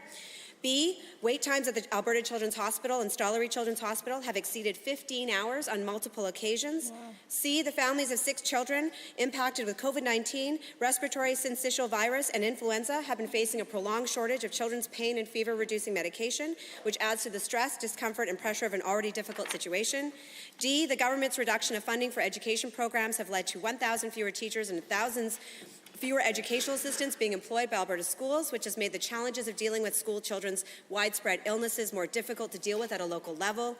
And be it further resolved that the Legislative Assembly urge the Government of Alberta, A, to acknowledge the impact these delays and the lack of access to basic physical, mental, and emotional well-being of children and their families, and B, immediately table in the legislature an action plan to address the crisis in children's health care. Yeah.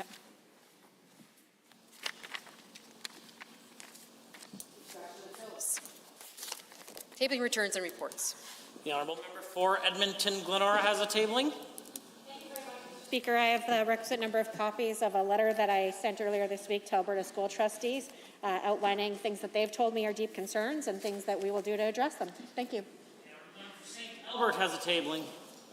Mr. Speaker, I have 3 copies of an email that was sent to my office and to the Minister of Education. It's just a tragic story about children catching COVID at school and passing it on to their mother, who has metastatic cancer and is not doing well as a result. And this constituent is asking me to encourage the Minister of Education to read her multiple emails. For tablings, the Honourable Member for Bonnyville, Cold Lake, St. Paul, and the Deputy Government House Leader. Mr. Speaker, in a new session, it's absolutely my pleasure to introduce 5 copies of the LEAP Manifesto, of which one of the main signatories being the NDP Socialist Caucus.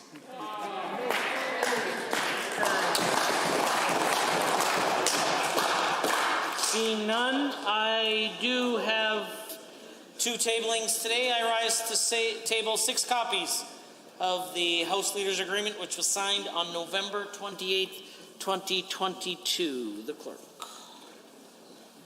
Tablings to the Clerk. I wish to advise the Assembly that the following documents were deposited with the Office of the Clerk on behalf of Honourable Mr. Taves, President of Treasury Board and Minister of Finance. 2022-23 Mid-Year Fiscal Update and Economic Statement, November 2022. On behalf of Honourable Minister LaGrange, Minister of Education, Alberta Teachers Association 2021 Annual Report. Honourable Members, in light of the Standing Order 42 and the possibility that unanimous consent may in fact be granted, which would set aside the regular business of the day to proceed immediately to Standing Order 42, we will now proceed to the election of the Deputy Chair of Committees. Honourable Members, pursuant to Section 17.1 of the Legislative Assembly Act and Standing Order 58.2, nominations are invited for the office of the Deputy Chair of Committees for the 30th Legislature. The Honourable Member for West Yellowhead. Thank you, Mr. Speaker. The role of the Deputy Chair of Committees is one that serves a vital function in this Assembly as it maintains order and honours tradition and decorum. I believe that the person best suited for this role is one who is familiar with House proceedings, a member in good standing, and one who has proven to be fair to all. That's why today I am honored to nominate the member for Livingston-McLeod, Roger Reid, for this role. Over the past 3 years, I have seen firsthand that Roger has proven attentive to every position he has held while being a mentor to those around him. Roger is respected amongst all the member from Livingston-McLeod. My apologies, is respected amongst all members of our caucus and has a deep and many members of the opposition caucus, and has a deep admiration for our parliamentary process and the historical traditions of this House.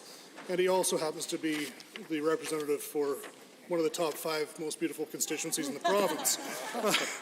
Over the last 2 years, this member has stepped up to fill the roles of chair and speaker in an unofficial capacity. I'm truly confident that given his experience and dedication, he would fulfill the role of Deputy Chair of Committees with dignity, confidence, and respect for all members of this Assembly. I encourage all members to support him in his quest to serve this great Assembly. Thank you, Mr. Speaker. Does the member wish to accept the nomination? I do. Felt like we were getting married there. Are there other nominations? The Honourable Official Opposition House Leader has a nomination. Thank you very much, Mr. Speaker, and thank you all members of this Assembly. We know how important the office of the Speaker and the Speaker's team is, and the Deputy Chair of Committees is an important piece of that work, managing the business that we conduct here in this chamber, ensuring the privileges of all members are protected. And an important part of that work is maintaining a nonpartisan office of the Speaker to ensure that functioning of our Assembly, to ensure order and decorum. And for that reason, we see in other parliaments and in other legislatures an common practice of choosing members of the Speaker's team from multiple parties within the legislature. Canada's House of Commons has frequently used that practice. In their case, choosing a not only does this contribute to the good functioning of the House, but it also ensures nonpartisan functioning of the House. And so I'm asking all members of this Assembly to set aside partisanship in considering the nomination of Deputy Chair of Committees, the MLA for Edmonton Manning. The MLA for Edmonton Manning has the experience of presiding over this Assembly as its chair. In fact, this MLA served in the 29th legislature as the Deputy Chair of Committees. She has a wealth of experience and a true desire to serve this Assembly impartially and with the considerable grace and wisdom that she has shown throughout her time as an elected official here. We have seen her ably representing our Assembly at Speakers' Conferences in the past and working across the aisle in both her critic roles and in her role as an MLA for Edmonton Manning supporting her constituents. I know that she would add excellent qualifications to the Speaker's team and that she would serve with credit this entire Assembly. The MLA for Edmonton Manning also comes from Alberta's capital region, and I think having regional representation within the Speaker's team is something that should be considered as we make this nomination and as we make our choice in the election of Deputy Chair of Committee. So please consider making the office of the Speaker and the Speaker's team a little bit sweeter and voting for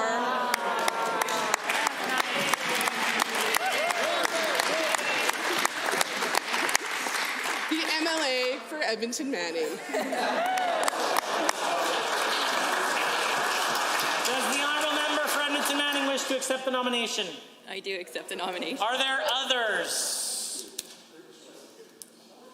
Seeing none, I am prepared to declare nominations closed. Are there others?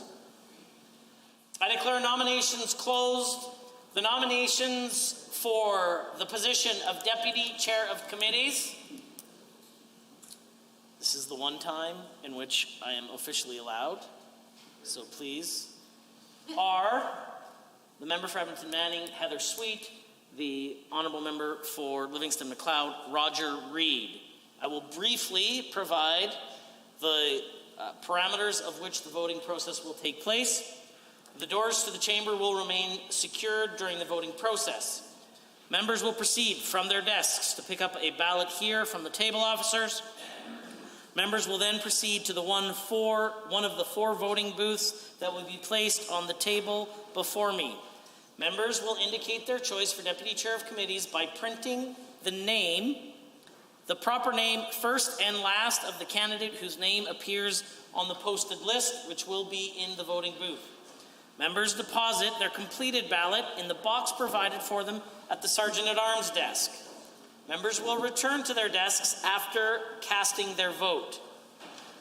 Once all members have voted, the Sergeant-at-Arms and the table officers will retire with the ballot box to count the ballots, accompanied by the Sergeant-at-Arms, who will act as a scrutineer. When results have been tabulated, the table officers will return to the chamber, and the bell will be rung for 1 minute. During the period of time in which the table officers and Sergeant-at-Arms are counting the ballots, members may leave the chamber but need to return to the chamber at the completion of the 1-minute bell. The voting process will begin immediately following the setup of the voting booths and the ballot box.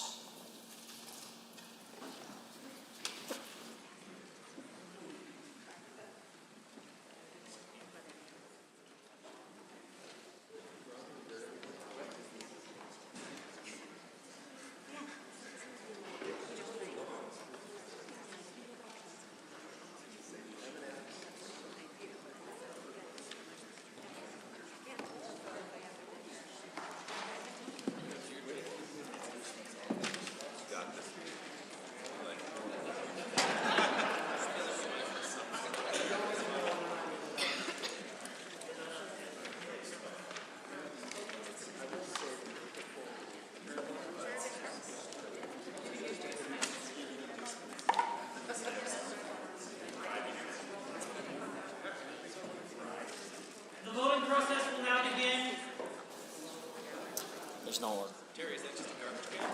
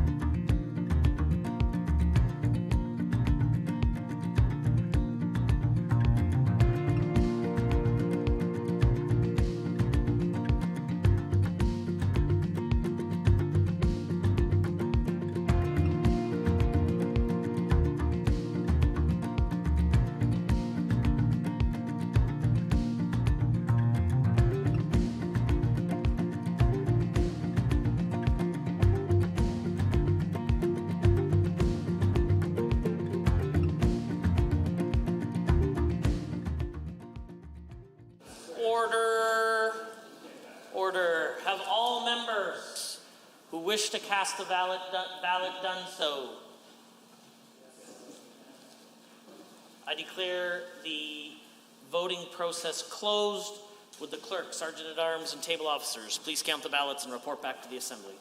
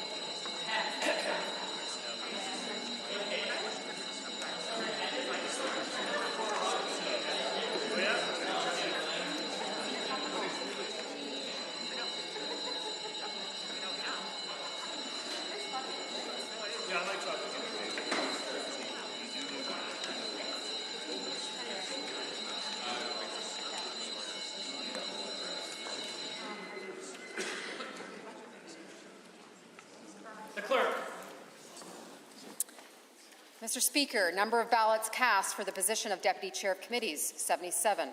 Number of spoiled ballots, 0. Number of votes required to achieve the 50% plus 1 majority, 39. The member having received the majority of the votes cast is Mr. Reid. Mr. Reid is hereby the Deputy Chair of Committees of the Legislative Assembly of Alberta for the 30th Legislature.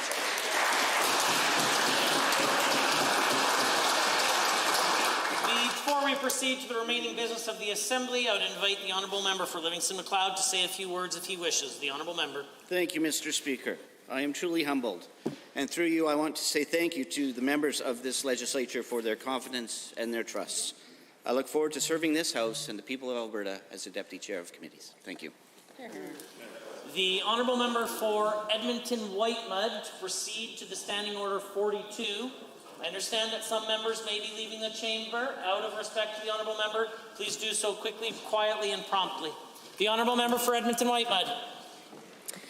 Thank you, Mr. Speaker. I rise pursuant to Standing Order 42 to request that the ordinary business of the Legislative Assembly be adjourned to debate a motion that is urgent and pressing and which I read out under notices of motion. I'd like to acknowledge that pursuant to Standing Order 42, I've provided the members of this Assembly with the appropriate number of copies, and I provided your office notice of my intention to move this motion, as well as notified the government. Mr. Speaker, it's our duty as representatives in this Assembly to address the urgent crisis in children's health care. As the motion indicates, children and their families are experiencing significant anxiety and greater illness and pain because of the pressures in the healthcare system. The spread of COVID-19, RSV, and the flu has led to significant illness among children across the province. This has caused both significant absenteeism in school and pressure on the healthcare system. There have continually been over 15-hour wait times at the children's hospitals in Edmonton and Calgary. A temporary trailer was just set up in Calgary to increase the room for children waiting for care. Families have been advised to go see their family doctor instead of coming to the emergency room, but hundreds of thousands of Alberta families can't find a family doctor, so they have no place to go. The increased need for emergency care has caused children's surgeries to be cancelled. Clearly, this is not what we as legislators want the state of healthcare to be in our province, which is why we should have a fulsome debate today about what actions we can take to relieve this pressure and support children and families. I know healthcare workers and providers are doing the best they can with the support that they have, but unfortunately, healthcare workers have too often been blamed during the pandemic. The spread of misinformation and active combative approach of some members of the government has significantly lowered morale of healthcare workers. Yeah. And as the pressures in children's hospitals increase, more staff will be expected to work more and at times cancel planned time off over the holidays. This is already taking place in the Children's Hospital in Calgary. I believe we have a duty to all healthcare workers to tell them that those of us elected to represent Albertans support them, we respect them, and that we are actively working towards solutions to this urgent healthcare crisis. But we, of course, have a duty as well to children and their families to have this debate. A constituent of mine named Lindsay Kemp joined me earlier today, whose son needed to go to the Stollery many times in his young life. In fact, she describes it as having lived there with him for over a year with her son in between 2 heart transplants before the age of 5. She knows the situation in children's hospitals well, and it is clear that the current situation is not okay and must be addressed. Lindsay was brave to speak out today on behalf of her son and other children in similar situations. I sincerely hope the government members opposite will have the courage today to debate and speak to this urgent matter. I could think of nothing more important than the health of children across the province that we represent. Addressing children's health is far more important than Bill 1, which is already ridden with controversy and the powers it gives that this government is giving to themselves. I want all members of this chamber to think where their priorities lie and what they want to advance today. Is it an undemocratic bill, or is it supporting children and their families? Parents in this province right now are anxious, they're stressed out, they're worried, and for many of their children, they are not getting the health care they need. As a parent, Mr. Speaker, I can say from first-hand experience, I know the fear of when my child was sick and she had a fever for 8 days straight, and last thing I want to do is to seek emergency health care right now because I'm worried about taking my child to a children's hospital and the wait times. No parent should be afraid to actually go access emergency health care. They should be able to know that when they need it for their child, they will get it immediately. We know that they'll get the best care possible from our healthcare workers who are fantastic and have done incredible work. But right now, parents and children are not accessing the healthcare system because they cannot. And that is a crisis that we should all take incredibly seriously, and we should have this debate, and I urge the members of the government to take that to heart and to have this discussion today in this Assembly. Hear, hear. Honourable member, Standing Order 42 allows for a member of Executive Council to respond for up to 5 minutes should they wish to do so. The Honourable Minister of Health has risen. Thank you, Mr. Speaker, and thank you for the Honourable Member for raising this issue. Mr. Speaker, this is a very important issue, and Mr. Speaker, as I've said before in this chamber, our emergency departments are under strain, as they are across the entire country. Mr. Speaker, as you read in the paper and as mentioned by the Honourable Member across the aisle, we are seeing an early flu season, and patients coming to emergency are, as I indicated before, are sicker on average, partly because so much routine care was deferred over the last couple of years, Mr. Speaker. But we are responding. We have a plan, and we are acting on that plan, Mr. Speaker. We are spending a record $22 billion this year, the highest amount ever for our healthcare expenses. And in addition to that, on top of the $22 billion, there's also an additional dollars for getting caught up in surgeries and for our COVID response. And we're using this money to add capacity across our entire healthcare system. Now, Alberta's Children's Hospital in Calgary is seeing a surge of patients in recent weeks, like other children's hospitals across our country, and they're responding to that surge of patients by adding capacity. And this is part of that, the additional $600 million and that $22 billion that we are putting into healthcare this year. Now, they've added a new fast-tracked unit to be able to do treatment and triage as well, and they're working to add staff to open up other care spaces as well. And they've also added the heated trailer, as mentioned by the member opposite, so kids and families don't have to wait outside at peak times, Mr. Speaker.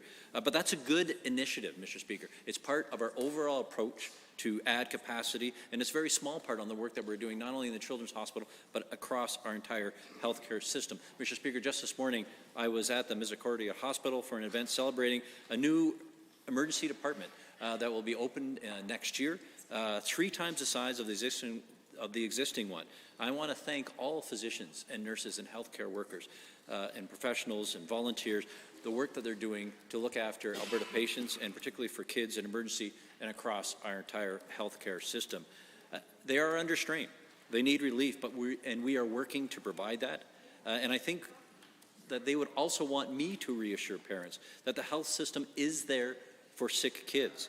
The 2 children's hospitals are near 100% occupancy overall, as a number of our major urban hospitals at certain times when we hit the peak flu season like we are right now, and they are adding staff to be able to respond to these needs. The children's ICU are very busy, most recently under 100% of normal capacity. They've had to transfer a few patients out, but they are able to provide care to the sickest kids that need the care, and quite frankly, it's recognizing we need to do more, but our ICUs are holding up better with less disruption than we're seeing in other provinces relative to the demands right now. In surgery, we're doing similar volumes compared to before the pandemic, and access is similar in terms of the percentage of children waiting longer than the recommended time. Now, this is still too long, Mr. Speaker, but we are continuing to be able to provide surgeries across the system, including for children. There are the postponements here and there on a tactical basis, but we are providing the service. And quite frankly, even though we know we need to do better, we are doing much better than other provinces where the national average is far worse than we have here. It's been a tough 2 years, and it's going to be another tough winter, Mr. Speaker, but we are taking steps to address the challenges being faced in our emergency departments and being faced in our children's hospital. We are funding to add additional capacity, and we made the recent change in terms of appointing an official administrator, and this administrator is full-time, focused on supporting our senior executives within AHS to be able to deliver the services that Albertans need, with a particular focus on emergency departments, Mr. Speaker. We know this. Those times down. There's a number of initiatives as part of that in terms of not only improving triage services, and improving access to or allowing 911 operators to move people to 811 in terms of demand management, but it's also improve the flow throughout the entire system and have other areas for alternative levels of care so we can actually treat people faster. So, Mr. Speaker, we are working on this. We are investing in our healthcare system. We have appointed a new official administrator who's bringing a number of initiatives in place. Mr. Speaker, we have a plan. We're acting on a plan. We're going to deliver on that plan. So at this point, we do not need an emergency debate. Honourable members, Standing Order 42 is a request for unanimous consent. I will ask only one question. Is there anyone opposed to providing unanimous consent? If so, indicate now. No. Unanimous consent has not been granted. As such, we are at orders of the day, orders du jour. Government motions. Motion number 2, Honourable Mr. Scow. The Honourable Government House Leader. Thank you, Mr. Speaker. I move government motion number 2. Be it resolved that the Legislative Assembly resolve into Committee of the Whole when called to consider certain bills on the order paper. This is a non-debatable motion pursuant to Standing Order 18.1a. Having heard the motion as proposed by the Honourable Government House Leader, does the Assembly agree to the motion? If so, please say aye. Aye. Any opposed, please say no. In my opinion, the ayes have it. That motion is carried and so ordered. Government motions. Motion number 4, Honourable Mr. Scow. The Honourable Government House Leader. Thank you, Mr. Speaker. I like to move government motion 4 on the order paper. Be it resolved that pursuant to Standing Order 3.9, the 2022 fall sitting is extended until either the following occurs, immediately after which the Assembly stands adjourned. A, the end of the day on December 22nd, 2022. B, the Government House Leader advises the Assembly that the business for the sitting is concluded. Honourable members, this is a non-debatable motion pursuant to Standing Order 3.9. Having heard the motion as proposed by the Honourable Government House Leader, does the Assembly agree to the motion? If so, please say aye. Aye. Any opposed, please say no. In my opinion, the ayes have it. That motion is carried and so ordered. Government motions. Motion number 3. The Honourable Government House Leader. I move government motion 3. Be it resolved that the Legislative Assembly resolve into Committee of Supply, when called, to consider supply to be granted to His Majesty. This is a non-debatable motion pursuant to Standing Order 18.1a. Having heard the motion as proposed by the Honourable Government House Leader, all those in favour of the motion, please say aye. Aye. Any opposed, please say no. In my opinion, the ayes have it. That motion is carried and so ordered. Motion number 6, Honourable Mr. Scow. The Government House Leader. I move government motion 6. Be it resolved that pursuant to Standing Order 4.1 and for the duration of the 2022 fall sitting of the 4th session of the 30th Legislature, the Assembly shall meet on Monday, Tuesday, and Wednesday evenings for consideration of government business, unless the Government House Leader notifies the Assembly that there shall be no evening sitting that day by providing notice under notices of motions in the daily routine or at any time prior to 6 p.m. Members, this is a non-debatable motion pursuant to Standing Order 4.1. Having heard the motion as proposed by the Honourable Government House Leader, all those in favour of the motion, please say aye. Aye. Any opposed, please say no. In my opinion, the ayes have it. That motion is carried and so ordered. Government bills and orders for second reading. Bill 1, Alberta Sovereignty Within a United Canada Act. Honourable Ms. Smith. The Honourable, the Premier, the President of Executive Council and the Minister of Intergovernmental Relations. Thank you, Mr. Speaker. Well, it's been quite a spectacle to return to this honoured chamber over the last 24 hours. I don't know that I've ever seen anything like it.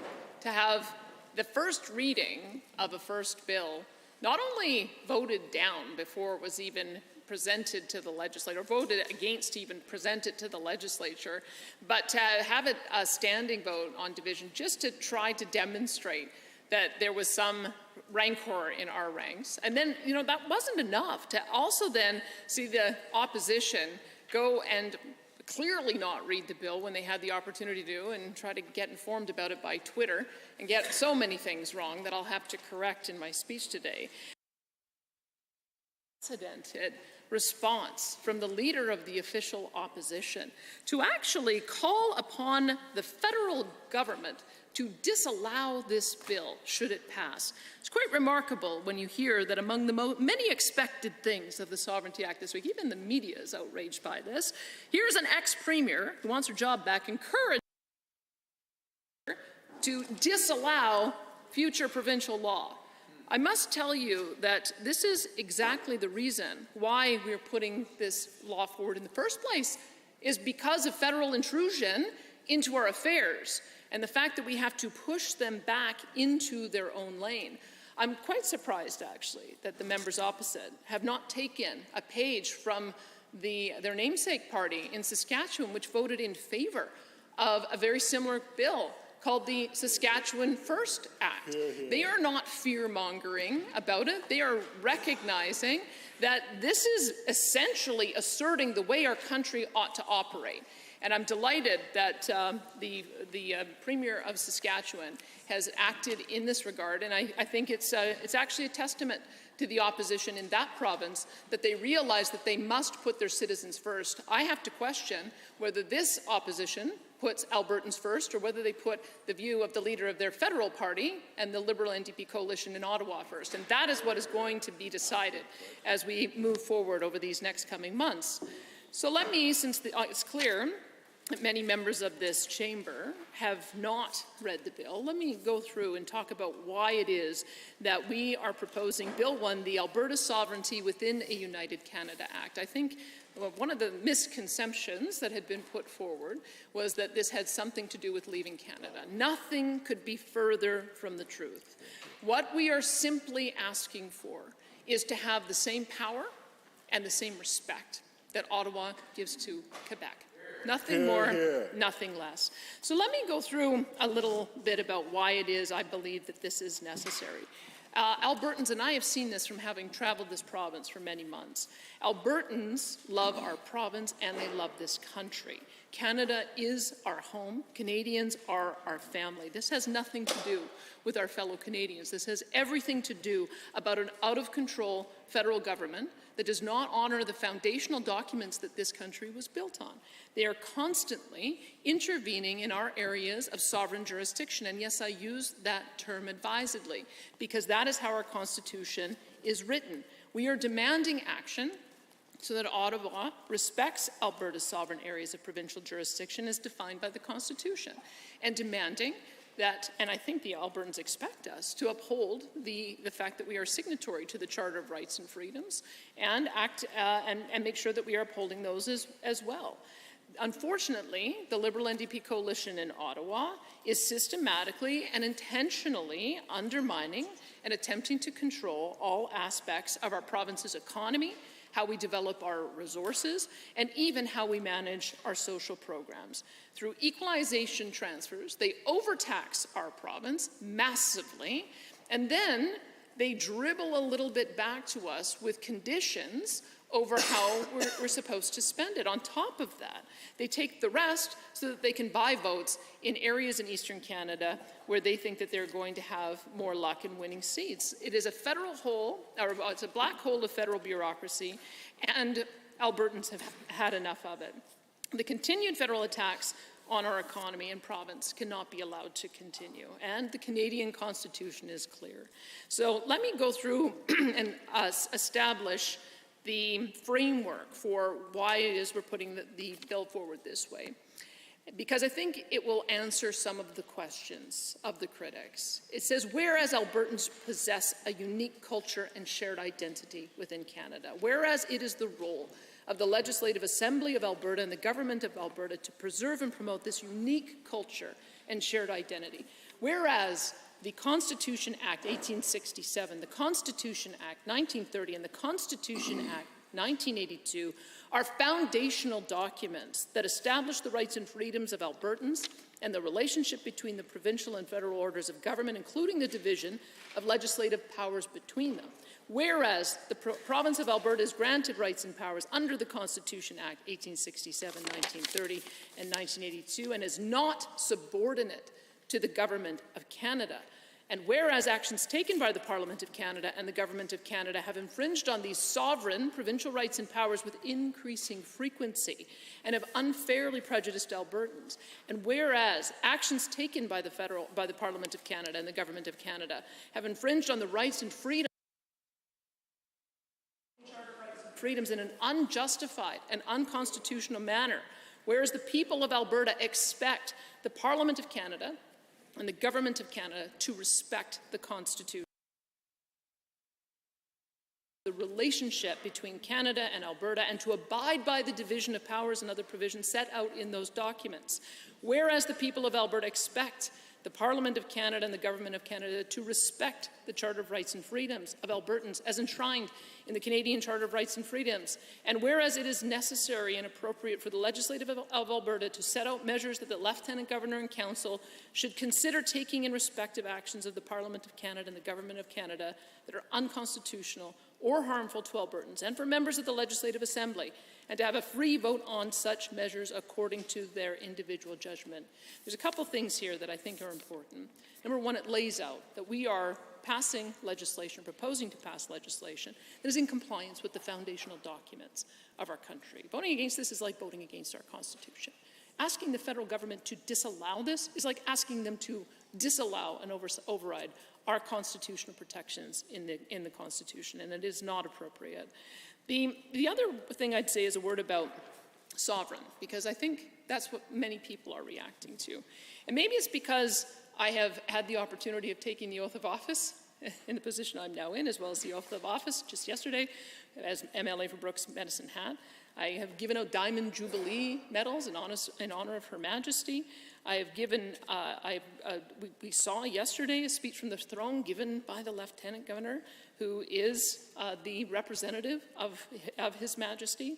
And when you look at even the way in which this bill is enacted, it says, therefore, His Majesty, by and with the advice and consent of the Legislative Assembly of Alberta, enacts as follows. This very document shows that we have a direct sovereign right that is granted to us on behalf of His Majesty. I am not, and we are not, seeking permission from Ottawa to exert our influence. We do not have to ask for permission from Ottawa, and it's because we have these sovereign rights. And let me tell you a little bit about where that comes from. When NAFTA was passed in 1993, there was a number of academic papers that were talking about the application of trade law in Canada at the time. And I'd like to quote from a 1994 essay in the Canada-US Law Journal titled "Sovereignty and Federalism, the Canadian Perspective." It outlines clearly how the provinces and the federal government have equal legislating authority. Here's what they say, and I quote, "The concept of sovereignty in the Canadian Federalist context has more than one application. As a result of the Constitution Act, which distributes legislative powers between provincial legislatures and the federal parliament, it is appropriate to speak not only of the sovereignty of Canada, but of the separate sovereignty of each province within its sphere of legislative jurisdiction," close quote. So this is not an unfamiliar concept. The outsized reaction to what it is that we are proposing is the only thing that is unusual here. And that's why I think it's important for people to understand why it is we have to make a different approach. So let me go through and tell you what I have observed over the last number of years, because I think for too long what has happened is we have allowed the federal government to interfere in our areas of jurisdiction. Maybe it was because we were a young province. Maybe we had a low population. Maybe we felt that we could use the extra hand. Maybe it was because the federal government was actually helpful at different periods through its history. But the last 7 years, under the Liberal NDP government that we now see at the federal level, has become anything but that, anything but helpful.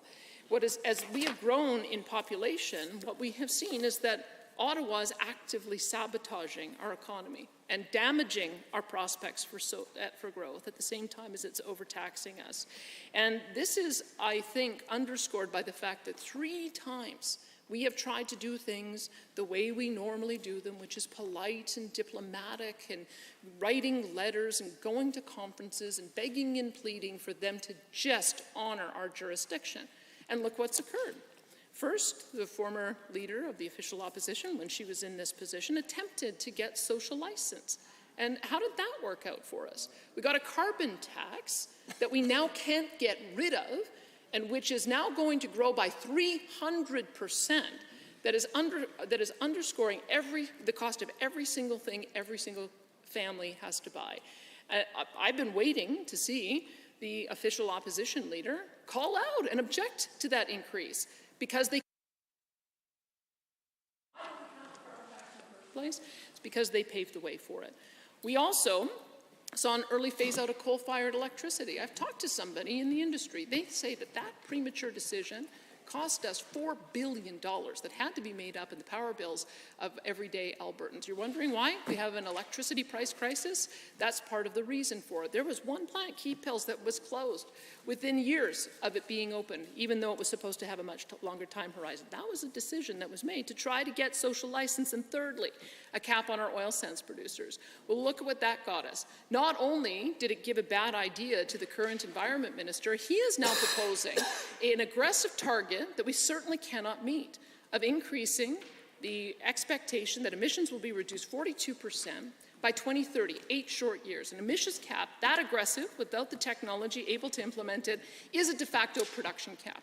And it is against the Constitution because it violates our foundational rights to be able to determine how we develop our own resources. So that is what we tried to do. We tried to get social license, and what do we get instead? Well, Trudeau responded by giving us a ban on tanker traffic, Bill C-48, which is targeting our industry in particular.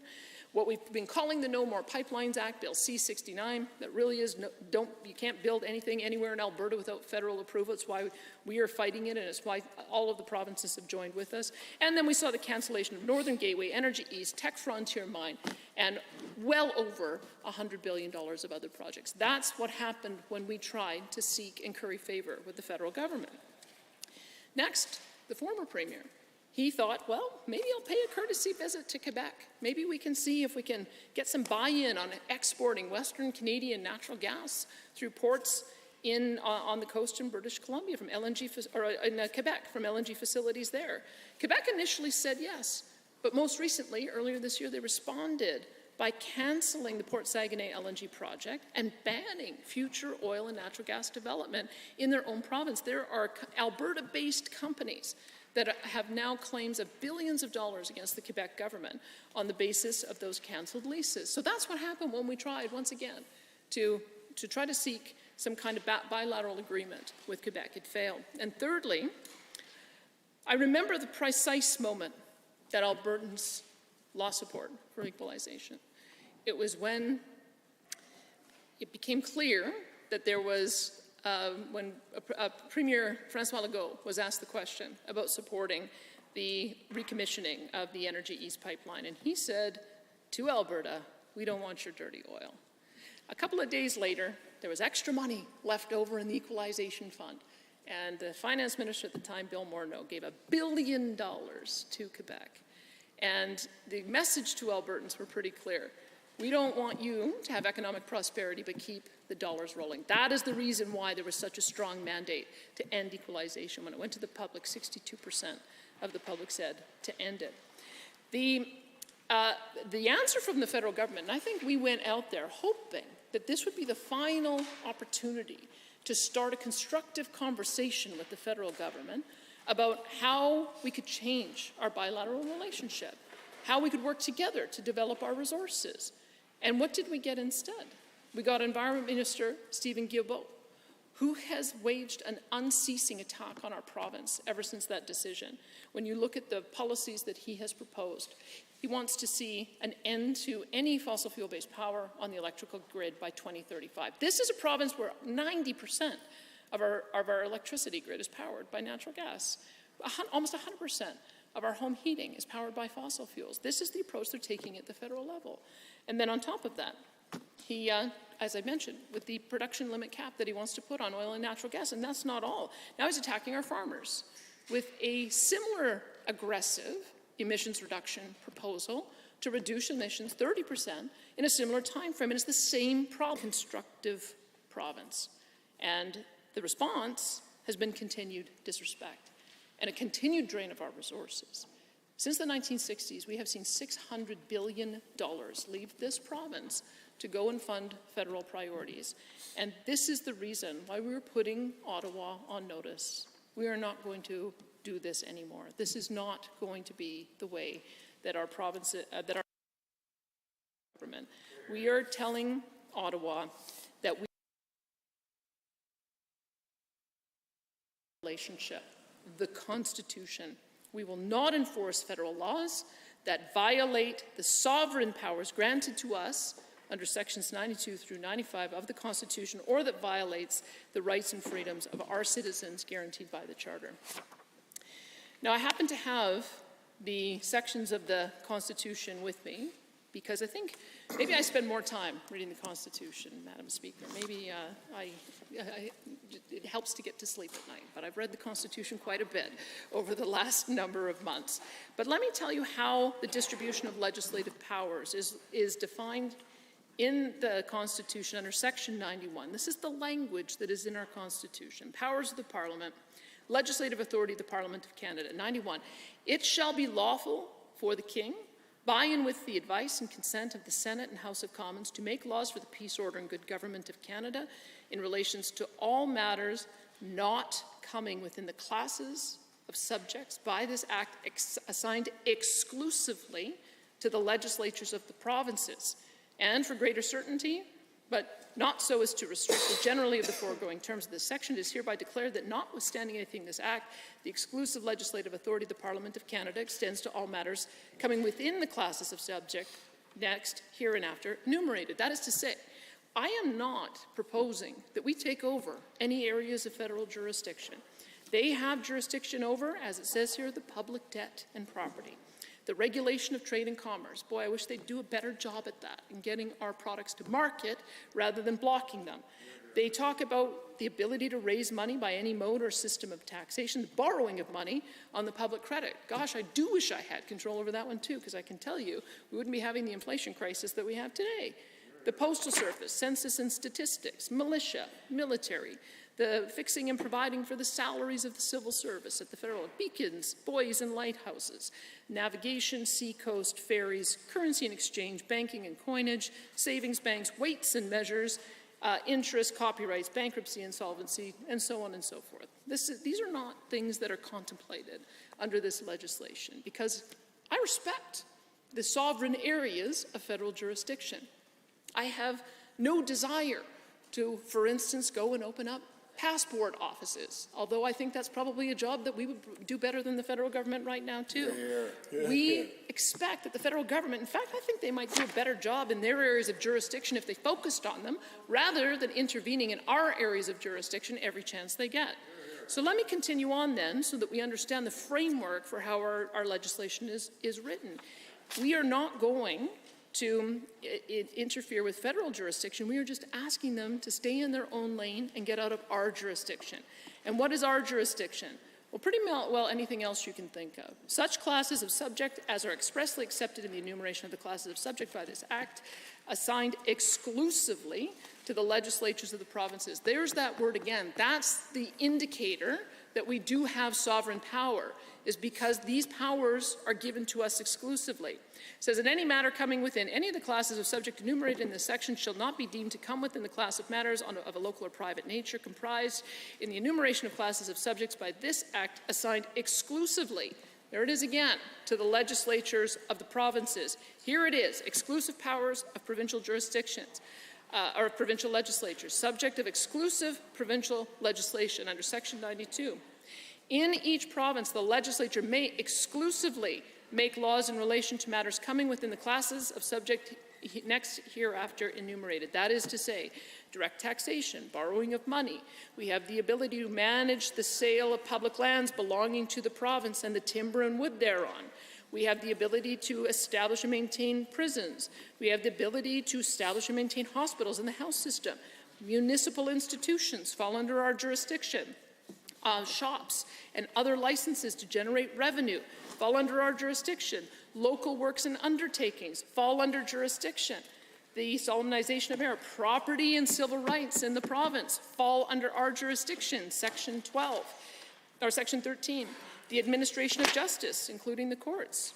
We also have generally, a catch-all, all matters of a merely local or private nature in the province are our exclusive jurisdiction. It goes on. Non-renewable natural resources, forestry resources, and electrical energy. This is so important. It has its own section in the Constitution, Section 92A. Sub 1, in each province, the legislature may exclusively make laws in relation to, Sub A, exploration for non-renewable natural resources and of non-renewable natural resources and forestry resources in the province, including laws in relation to the rate of primary production therefrom, and C, development, conservation, and management of sites and facilities in the province for the generation and production of electrical energy. Do you see why Bill C-69 interferes in every possible way in this foundational principle of our Constitution? That is what we are trying to return to. We also have the right for export from our province of our resources. Sub 2, in each province, the legislature may make laws in relation to the export from the province to another part of Canada of the primary production from non-renewable natural resources and forestry resources, and the production from facilities in the province that generate electrical power. Only proviso is that we can't charge a discriminatory price to our neighbours.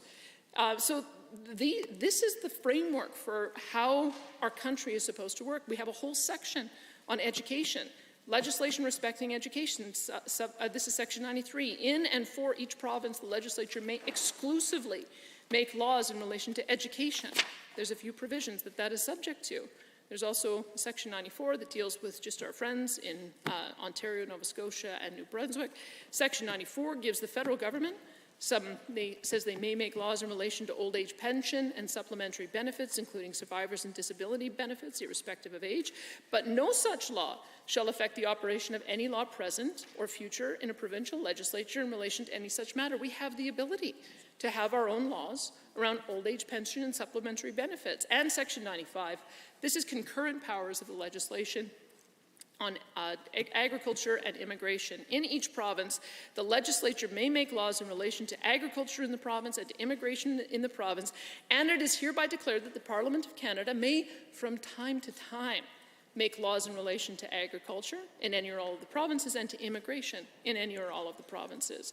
And this, to me, I think is also, we should take this under advisement. We have essentially abrogated our own duty, I think, to manage these areas. I think the federal government is only supposed to be there from time to time, and we've allowed them to take over the entire area. So this is, I should also mention, because it might have been a while since folks have read the Charter of Rights and Freedoms, but the Charter of Rights and Freedoms, to which we are also a signatory, means that we are obliged to also protect the foundational rights and freedoms of our citizenry. And this is how it is framed. Whereas Canada is founded upon principles that recognize the supremacy of God and the rule of law, the Canadian Charter of Rights and Freedoms guarantees the rights set out in it, subject only to such reasonable limits prescribed by law as can be demonstrably justified in a free and democratic society. Now, I've talked to the last living signatory of this document, Brian Peckford, and he says this is what gets violated all the time. That when governments take action to violate rights, it must be demonstrably justified. They must demonstrate that it was justifiable to do. And I think that is where the federal government fails on so many fronts when it violates our rights. I should also mention subsection 2 here, fundamental freedoms. Everyone has the following fundamental freedoms. A, freedom of conscience and religion.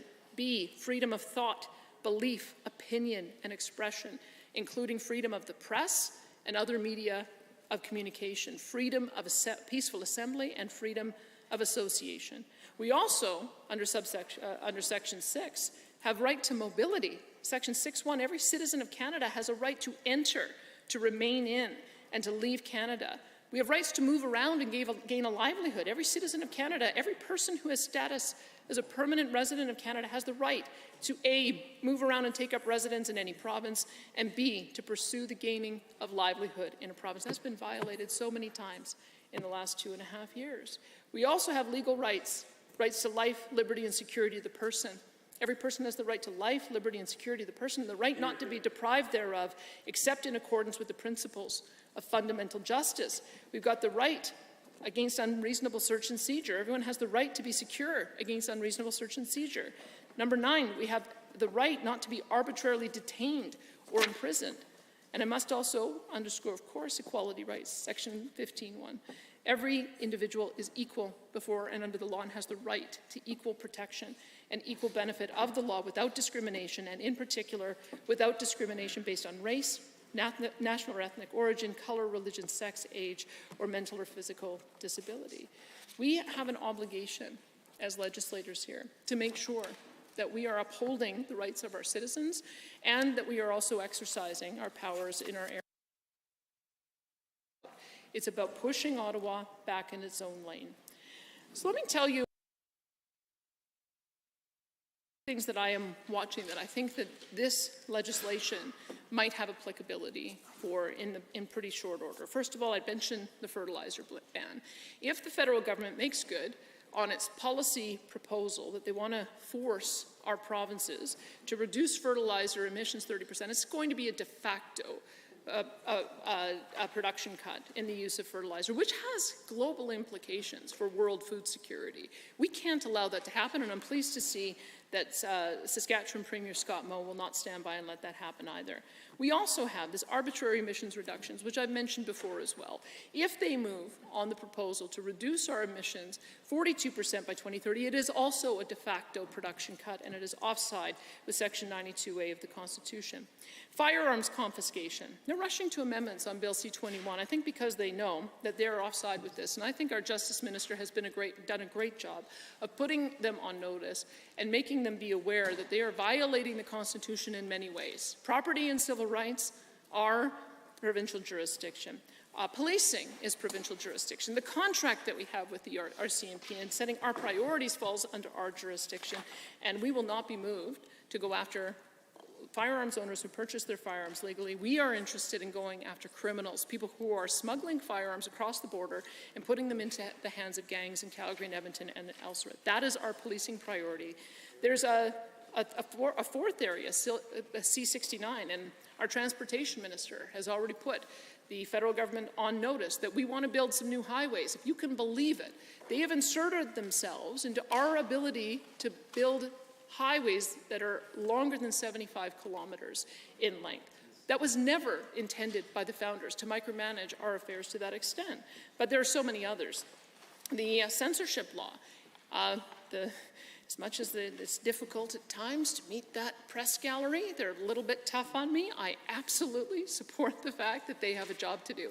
And if they are finding that they do not have the ability to exercise their press freedom under new onerous federal laws coming through, they should know that we will protect them here because it is an essential, it's essential. It's the fourth estate. I come from it myself. Their job is to be a watchdog on our institutions. The improper use of the Emergencies Act, I should mention this as well, because I suspect a lot of our draconian policies that we saw over the last 2.5 years come from an inappropriate direction happening from the federal level of government. And I think we can see as well through the past number of weeks that the Emergencies Act was invoked improperly. And as a result, this is the kind of thing that we should have been able to stand up and do as Quebec said and said, you know what, some of those provisions, we're not going to enforce them. We're not going to freeze bank accounts of our citizens. We are not going to be targeting those who are engaged in peaceful protests. So I can see a number of different ways in which this legislation might be used. And I'm just hoping,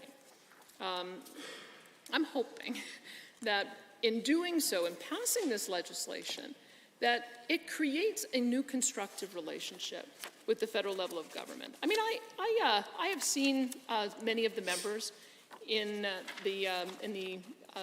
certainly in the Liberal caucus. I've seen many of the members socially, and I think that there are some great ways in which we could potentially work together. I know that one of the members, Randy Boissonneau, just recently wrote a column. I hope I can find it here.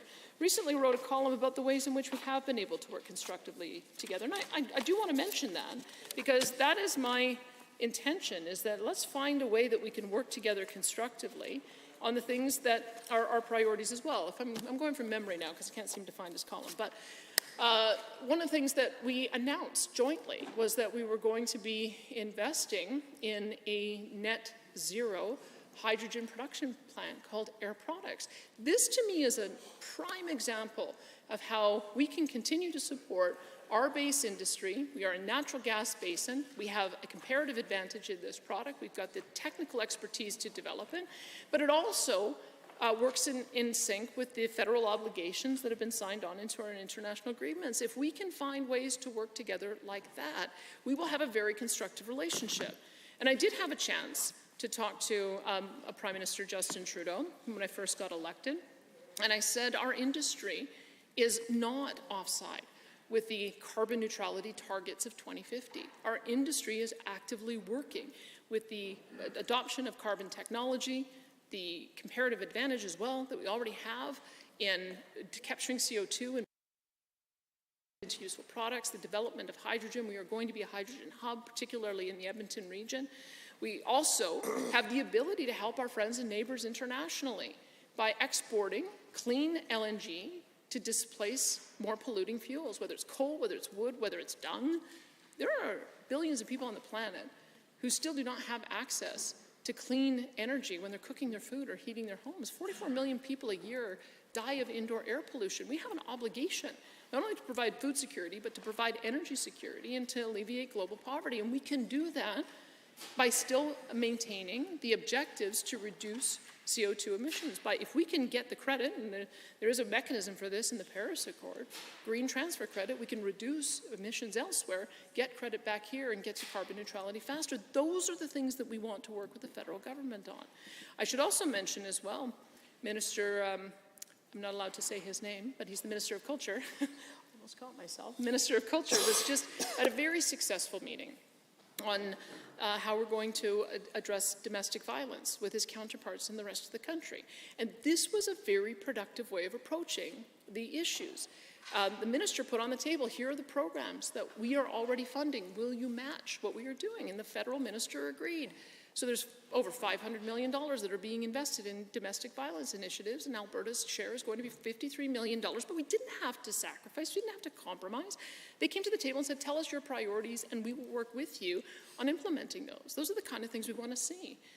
Transportation Minister, whose name I can't say, as well, he also was recently at a conference, and he told his federal counterpart that there's no reason why they should be interfering in our ability to build new highways. One of the mandates I've given to the Transportation and Economic Corridors Minister is let's build that highway between Grand Prairie and Fort McMurray. Let's build an economic corridor going down the east side of our province. Let's make sure I hear Peace River might also need a new stretch of highway, not to mention a hospital in Cardston that's also needed.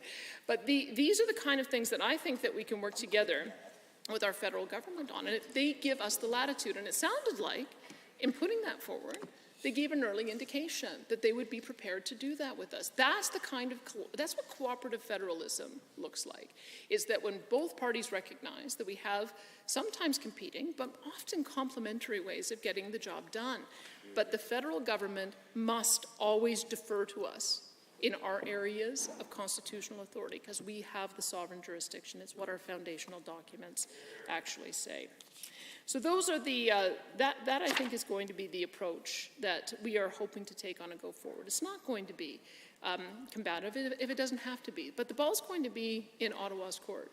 And I think that they have managed to figure out how to have a constructive relationship with Quebec, where Quebec is able to, for instance, have its own provincial police, have its own pension, have its own immigration program, collect its own personal income taxes. And then whenever the federal government comes calling and says, we'd like to spend money in your area of jurisdiction, Quebec says, well, actually, we don't want the strings attached, just give us the envelope funding and we'll do it our own way. And they always say yes. Why is it that Quebec is treated so differently? Because they demand to be treated differently. And we should demand to be treated just like Quebec. That is what the Sovereignty Act is all about. And I think that what I'm seeing with our counterparts in Saskatchewan, they understand this too. They understand that by asserting their rights under the Constitution, it'll change the relationship with the rest of the country. And I should say, the biggest success that we had in putting this on the table, despite the ways in which it's been mischaracterized. The biggest success we had was when our Environment and Protected Areas Minister went to COP27 just a few weeks ago in Cairo, had an opportunity to talk with Stephen Guilbeault, and had an opportunity to meet with her counterparts in the environment as well. When the final communique came out, it called to reduce, eventually phase out, oil and natural gas. And for anyone who didn't hear this, I have to underscore it, because this is what the Environment Minister said. He said he could not sign on to the final communique because the development of natural resources is provincial jurisdiction. And if he signed on to that, he would face a legal challenge from the provinces that Ottawa would lose. I have never seen that recognition from the federal government before. But the fact that our environment minister was able to meet constructively, have a pleasant conversation, talk about shared interests,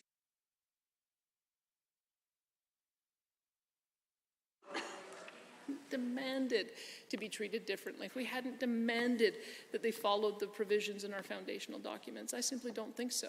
And you know what? The Americans are noticing too. I'm told that John Kerry has talked with Stephen Guilbeault and said, what are you guys doing up there in Canada, but specifically in Alberta? You guys are miles ahead of us on emissions reduction. We want to learn from what's going on in Alberta.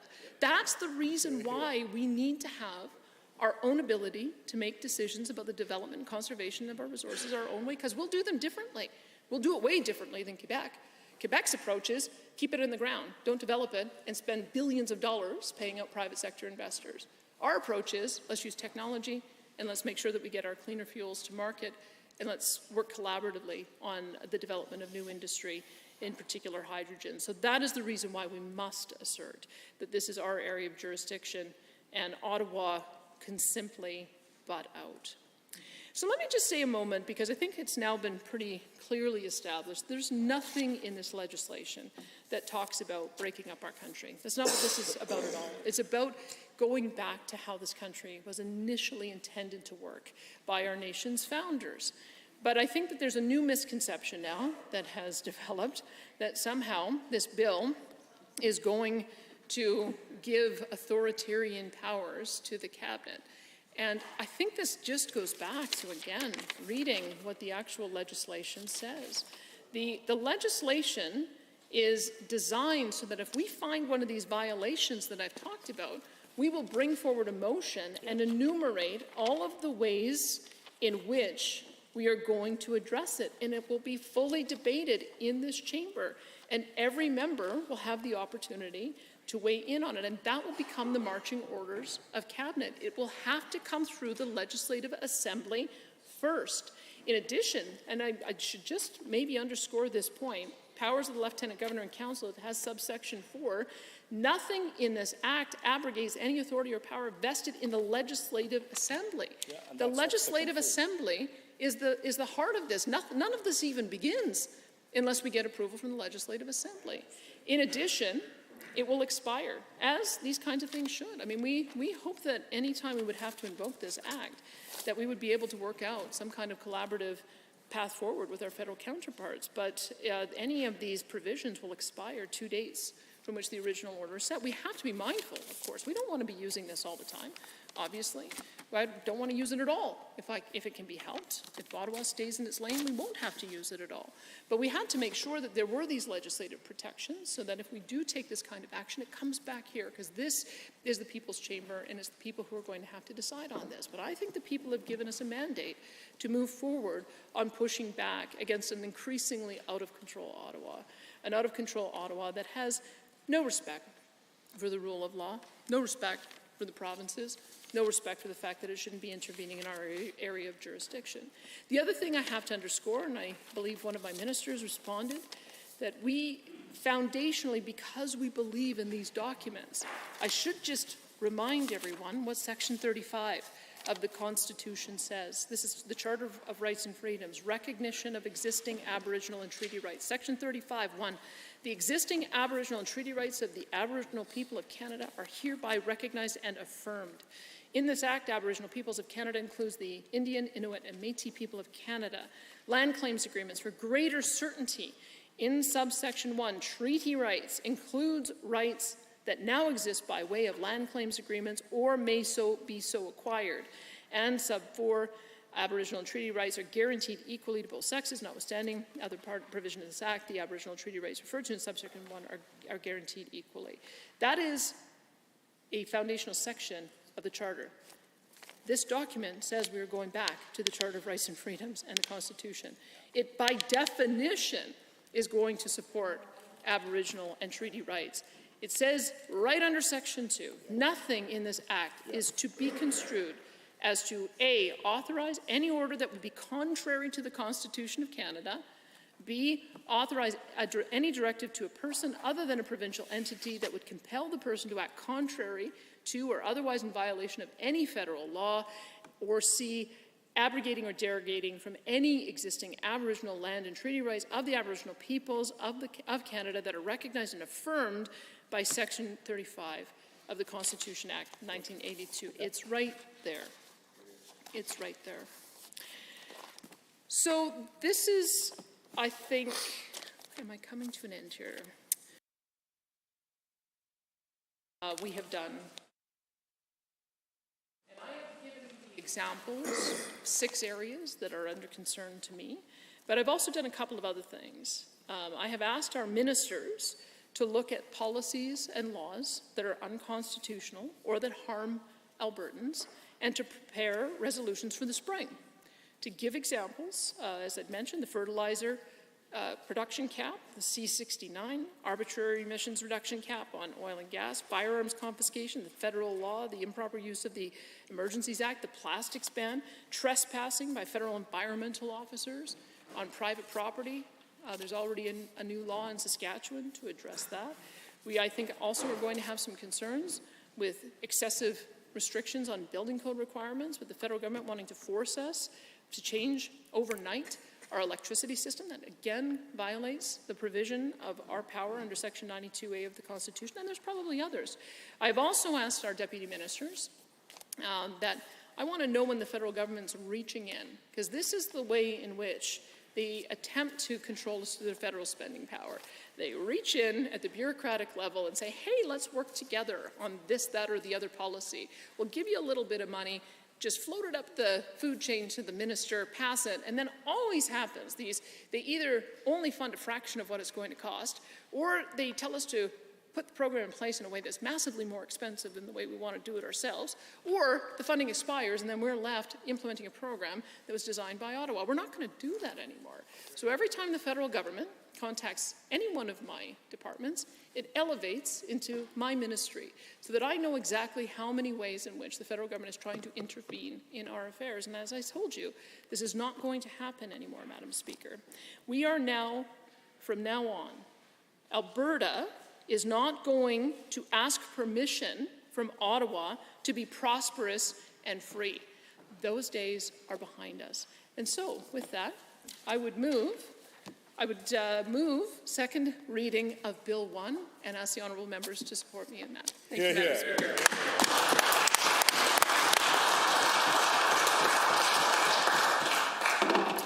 Are there others wishing to join the debates? The honourable member for Calgary, Bular-McCall. And thank you, Madam Speaker. I rise to speak to the second reading of Bill 1. Yesterday, I, along with my colleagues, stood up for Alberta's economic security, stability by voting against Premier's proposed legislation, which, in my opinion, is the most disastrous piece of legislation that I have ever seen. Yeah. Premier cited extensively what Section 92 of the Constitution does, gives Alberta an exclusive jurisdiction over certain heads of power. Premier also mentioned section from the Charter that sets out rights and obligations of all Canadians, and nothing in this piece of legislation does anything to change that. In fact, this bill does not do what it says it's doing. It's not even worth the piece of paper it's written on. You cannot fool Albertans by changing the name of this disastrous piece of legislation that is clearly an absolute recipe for disaster for our economy, for our democracy. It is dangerous, it's anti-democratic, and it will create more chaos, more costs, and more conflict. And that's why we voted against its introduction yesterday. And allow me to explain what this bill does. the first thing it does, it gives the Premier and Cabinet unprecedented powers to change and rewrite laws behind closed doors without approval of this House. Let me say that again. This gives Premier and Cabinet Ministers unprecedented power to change the law unilaterally without approval of this House. What it does, that Section 3 says that any Cabinet Minister can bring a motion to the resolution, ram it through using and abusing the majority, and then go to the Cabinet table. And what they can do, Section 4, sub A, I1, suspend or modify the application or operation of all or part of an enactment subject to the terms and conditions that Lieutenant Governor and Council may prescribe. That's written in legislation that it can suspend or modify the application or operation of law. If somebody still, after reading this, cannot understand, nothing much you can do. But that's what this section does. And substitute what it says, specify or set out provisions that apply in addition to or instead of any provision of an enactment. So this gives Cabinet power to specify or set out provisions that apply in addition to or instead of.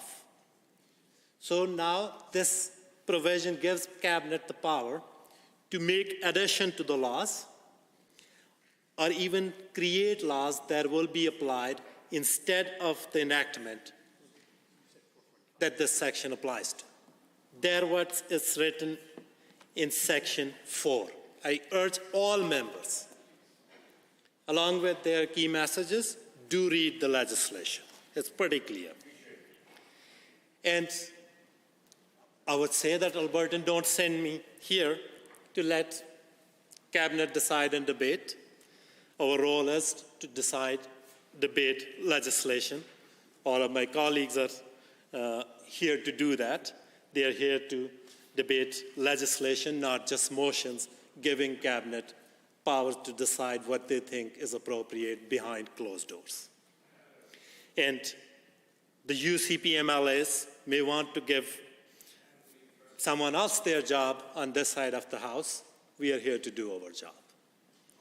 And let's remember, Premier was elected by 1% of Alberta voters, and now she wants to pass this draconian piece of legislation that gives Cabinet dictatorial powers.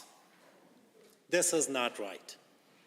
It doesn't matter what's in the motion presented in the legislature when this act says Cabinet can amend whatever and however they feel like.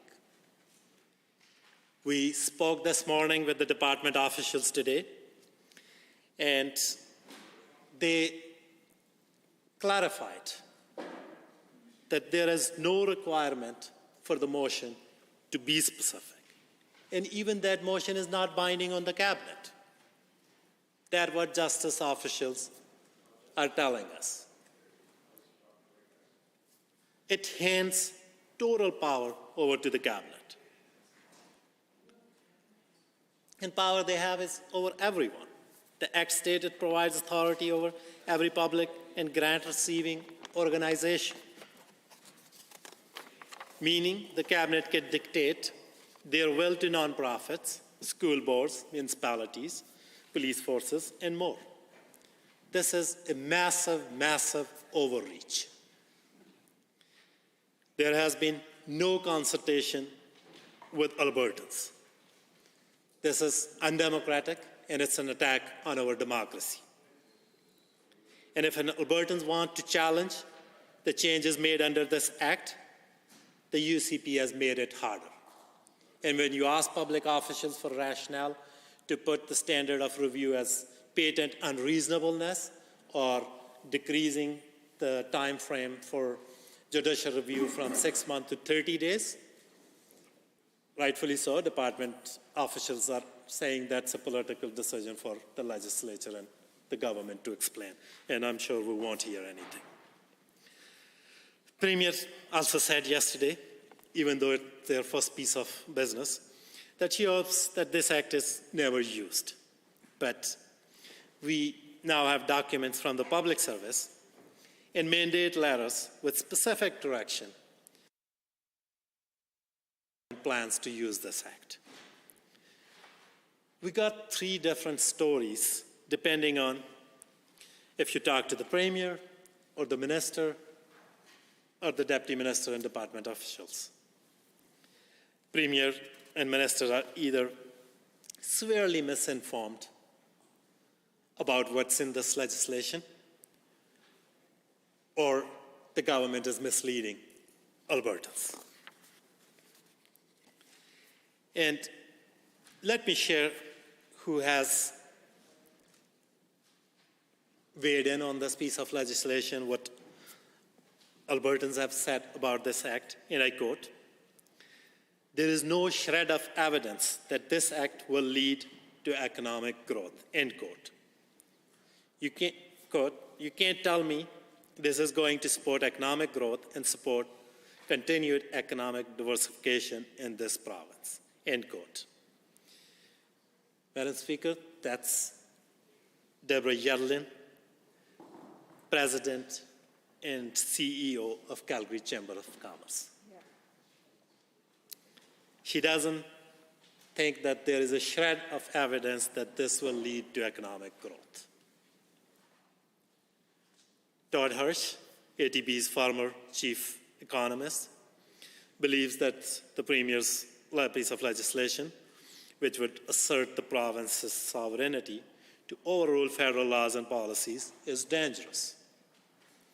And I quote, "I think this would be so politically confusing and disruptive. Just ask Quebec. After 1976, when that province first elected a separatist Parti Québécois government, how that went for them.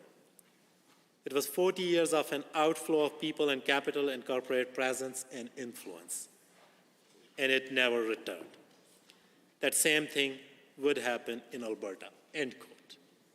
That's former chief economist with Alberta Treasury branches. Then Premier was talking about Section 35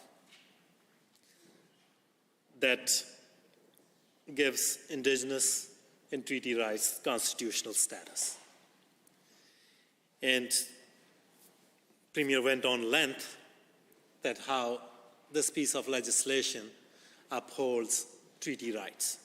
And she completely ignored what treaty chiefs have to say about it. All 3 treaty chiefs, Treaty 6, 7, and 8, they spoke against this piece of legislation at a joint news conference.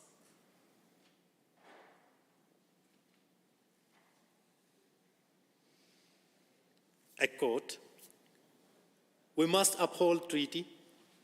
It is an international agreement and the highest law to govern the land, resources, and our people.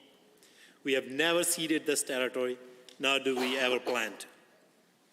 That's Treaty Chief Tony Alexis of Alexis Nakota Nation. In other quote, Bill 1 determines that a federal initiative is unconstitutional if it violates provincial jurisdiction or causes or is anticipated to cause harm to Alberta. This is important because it is not about jurisdiction. It is about whether the government likes a federal law or not. That's Professor Duane Bratt from Mount Royal University. Emmett McFarlane called it the most unconstitutional bill in Canada's modern history. And in other quote, "Upon the passing of such a resolution," the resolution mentioned in this Act, Bill 1 gives a free hand to the government to change any law on the books and to order provincial entities, which include any provincial agencies or institution, municipalities, universities, and even the police, to ignore or violate federal law, even criminal law. Madam Speaker, these are considered opinions of distinguished Albertans about this piece of legislation. And yes, Madam Speaker, there are UCP members as well who also had some choice of words about this act. Madam Speaker, not a few months ago, the extraordinary powers they gave themselves in Bill 10. That was about health-related bill. At the time, the now Justice Minister admitted it was excessive. He said, and I quote, "The power to modify legislation by ministerial order is unnecessary." And now the Deputy Premier was also participating in that debate, and this is what Deputy Premier said, the Edmonton Deputy Premier. No one person should be able to enact regulation without consultation. And now, all the UCP are happy to support a piece of legislation that is opposed by businesses, that is opposed by academia, that is opposed by all three TT chiefs. And they are happy to give their government excessive powers to go around the legislature and public oversight. That's shameful. In addition, the hypocrisy of the UCP leadership candidates sitting around the Premier is astounding. Astounding. Not long ago, they all held a joint news conference and told Albertan, promised Albertan, how they will be voting against the Sovereignty Act. The Finance Minister called it an economic time bomb. That's what Finance Minister said. The Job Minister called it a fairy tale. The Municipal Affairs Minister called it anarchy, and the Minister of Trade said it was like shooting ourselves in the foot. And yesterday, all of them forgot about what they said 6 weeks ago. They failed to walk the talk. They prefer their possessions over principles. That's also shameful. And Albertans certainly deserve better. The UCP government is focused on legislation that will destroy jobs, chase investment away, and stifle Alberta's economy. At a time when we should all be focusing on building a better and brighter future for this province. And that's the consensus among business community, among academia, and Indigenous leaders.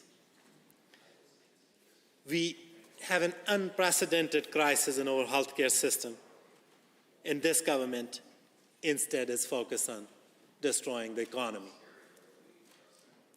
Tens of thousands of Albertans don't have access to a family doctor. Wait time at emergency department of Children's Hospital have been as long as 16 hours. And now, with the worst of flu season yet to come, parents are struggling to find medication necessary to treat their sick children. That should be front and center for this government, but unfortunately, no. And then there is so-called affordability plan, UCP's affordability plan, which doesn't even come close to undoing the extra cost piled onto families by the UCP for things like car insurance, for things like school fees, for things like utilities. I urge the members to talk to ordinary Albertans what impact these things have on their pocketbooks. Any ordinary Albertan will be able to tell them. I invite them, any minister, to come walk with me in my constituency. You will get to meet many Albertans who are struggling to pay insurance, who are struggling to pay utilities, who are struggling with them by this UCP government. And clearly they are focused on attempting to distract Albertans from the issues that they are facing, and government has no interest in addressing those issues. Instead, they are focused on creating more chaos, more conflict, and more cost for Albertans with this Sovereignty Act. Business leaders are telling us that it will cost jobs. It's not good for Alberta's economy. They want stability, they want certainty, not the sovereignty. It must be stopped. Business leaders, legal experts, Indigenous leaders, and even members of the UCP's own cabinet have rejected the Sovereignty Act as unconstitutional and harmful to Alberta's economy. Whether this act has any legal merit or not, it's already chasing investment away from this province. Madam Speaker, Albertans don't want this. They want a leadership that is stable, responsible, honest, and focused on issues facing Albertans. In our alternative speech from the throne, we presented a better vision. We put forward a plan for economic growth that will create jobs and that will attract investment. We'll put cap on utility costs, freeze insurance, and reverse the UCP fee hikes on families. And in 6 months, Madam Speaker, Albertan can elect a new government that will focus on their priorities. Others to join the debate, the Honourable Member for Lacombe Paducah. Well, thank you, Madam Speaker.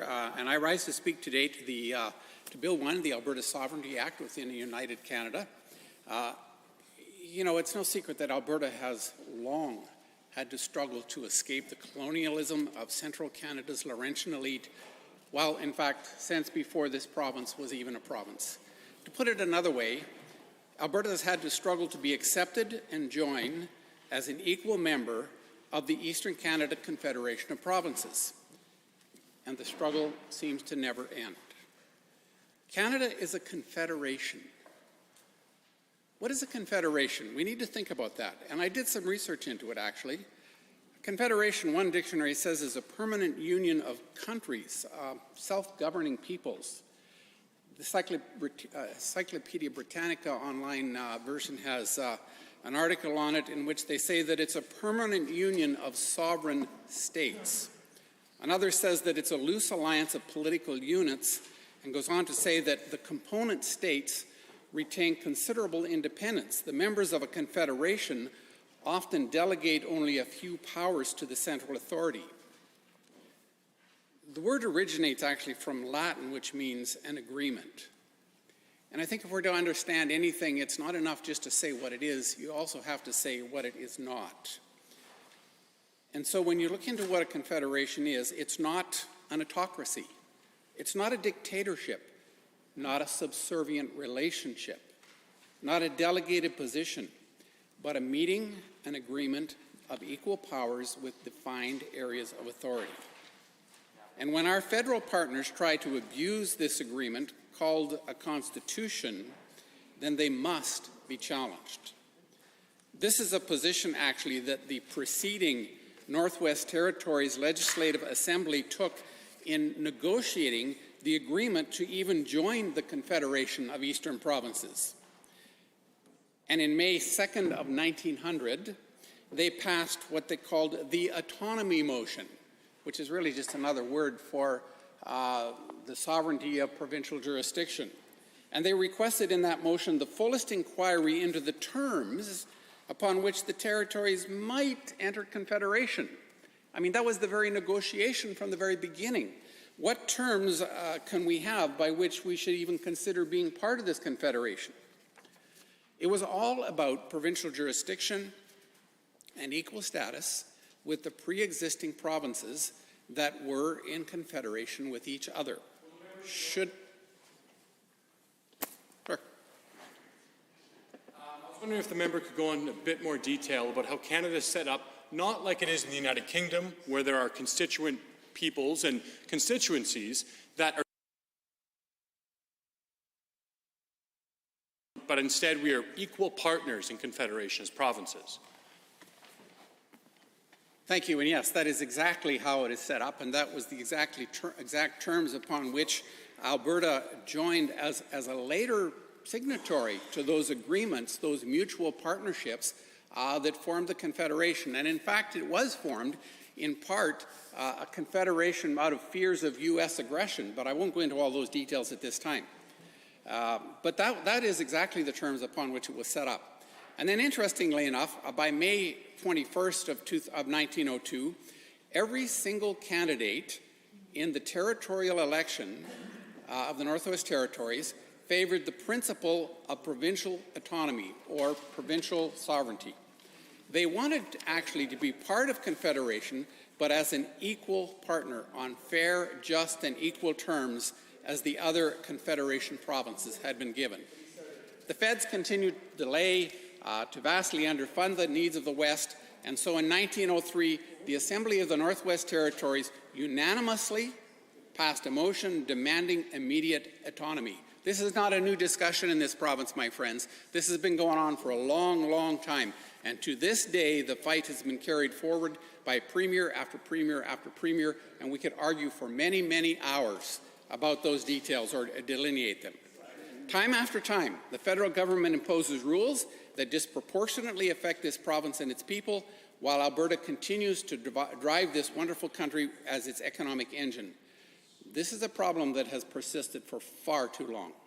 While Alberta is subject to the unbalanced decisions of the federal government, another province enjoys a substantial amount of sovereignty within its confederation. How is that fair and equal? Outlined in our Constitution, as the Premier has clearly detailed, there are clear rules that delineate the areas of provincial and federal jurisdiction, and they do not overlap. Despite these enshrined separations of power in our Constitution, the federal government in Ottawa has imposed laws on Alberta that instead should be decided here at home by our peoples. Pursuing Alberta's self-determination does not weaken or threaten our commitment to this nation. Our country will in fact be made stronger when this bill becomes law, because a stronger Alberta is good for all Canadians. When we are allowed to protect our energy and agricultural sectors from unfair restrictions, all of Canada will benefit from less expensive food, energy, and transportation. When we take full control of the economic development of our province, all Canadians will benefit from the job growth that we produce. Greater sovereignty within provincial jurisdiction for Alberta isn't selfishness. It is pursued because of the love we have for this country and province, with the knowledge that more prosperity for Alberta means more prosperity for all Canadians. Many of the laws implemented by the federal government that disproportionately affect all Albertans still impact the rest of Canada. For example, restrictions on fertilizer use that could seriously harm our country's agricultural sector and eventually lead to a food crisis, especially because this will drive up costs even further. Right in the midst of an inflationary cycle, the feds want to do this. The fact that Alberta has done so much for our nation but is still punished by the federal government in Ottawa sets a very dangerous precedent to the Confederation itself. If Alberta doesn't stand up, who will? This problem will only get worse, and eventually other provinces will be stuck in the same spot as us. In fact, Saskatchewan recognizes this and has already moved on it. Sadly, even though this bill supports the strength of Canada by reinforcing the constitutional separation between provincial and federal government, the Alberta NDP obviously are going to attack it for personal and, quite frankly, simply partisan reasons. And yet, just last night we heard the Saskatchewan NDP voted in favor of second reading of a very complementary similar bill in Saskatchewan. Maybe they should talk to their Saskatchewan neighbors and find out how it is that in Saskatchewan the NDP actually support their province and their people, but in Alberta apparently they're only interested in partisan gain. This bill does not isolate us from our fellow Canadians, but brings us closer together as we share in the bounties of an unshackled economy. The NDP will stand in opposition to this bill because supposedly increasing Alberta's sovereignty in the face of smothering federal economic regulations will somehow make us a worse place to do business. That could never be farther from the truth. Empowering the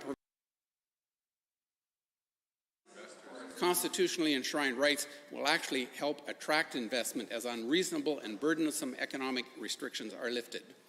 This bill, in fact, comes in response to Alberta industry members begging that Alberta retain authority over our resources and not give it up by default to federal oversight. The oil and gas industry has long advocated for a made-in-Alberta tier equivalency regulation to the federal standards. We have that and we will keep that.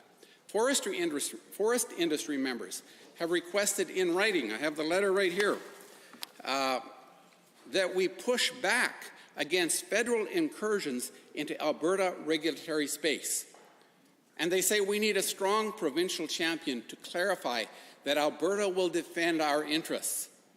When the feds threatened Quebec, the Premier of Quebec responded decisively, making it clear that he was prepared to go to court to defend his province. So will we. We are not the only province in Canada to pursue greater self-determination within Confederation. Quebec has it in many ways. Saskatchewan is moving in the same direction. The NDP will just fearmonger over this bill, stating that it'll drive investment and economic interest out of our province.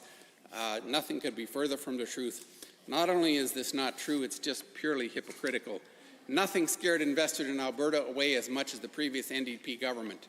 Their leadership nearly crippled this province.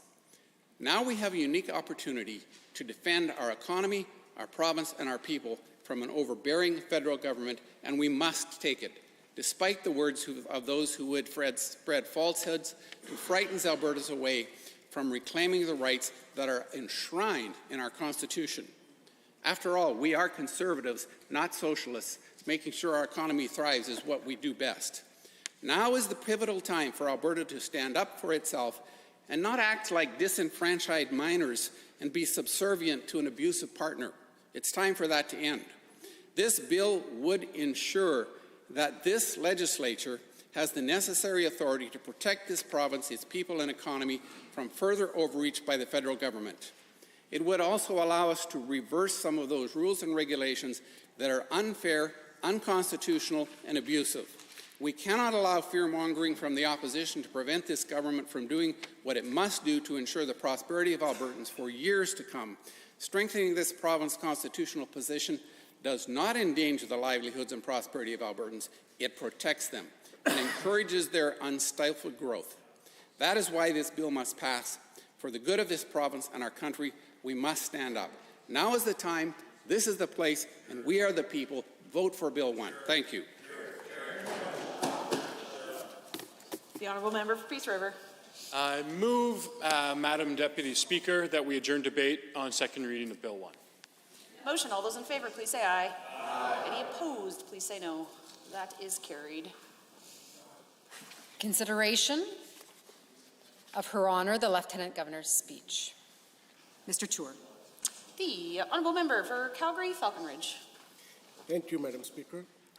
It's my sincere honour to rise and accept the speech from the throne given by Her Honour the Lieutenant Governor of Alberta.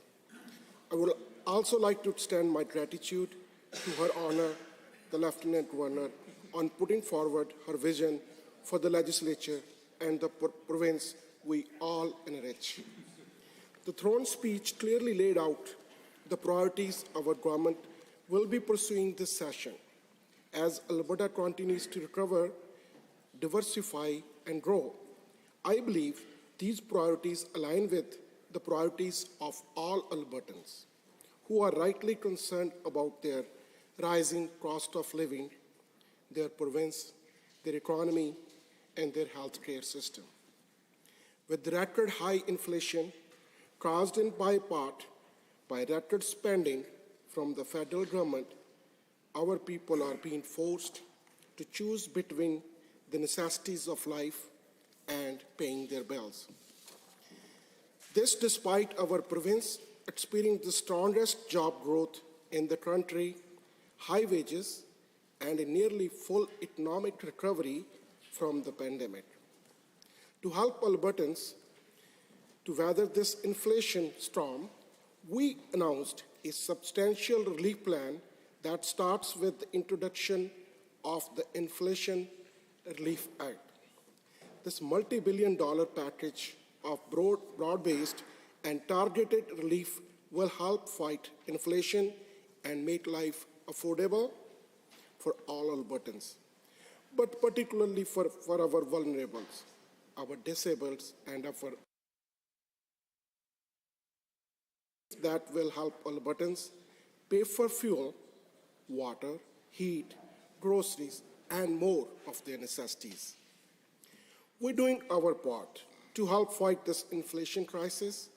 At the same time, we continue to call on our federal counterparts to get spending under control and to scrap the federal carbon tax, along with a disturbing plan to increase it by 300%.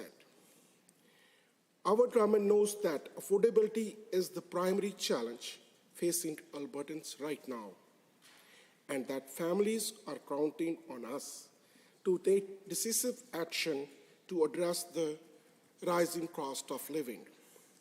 We also know that our government is in a position to deliver this timely and meaningful relief because we have gotten our fiscal house in order.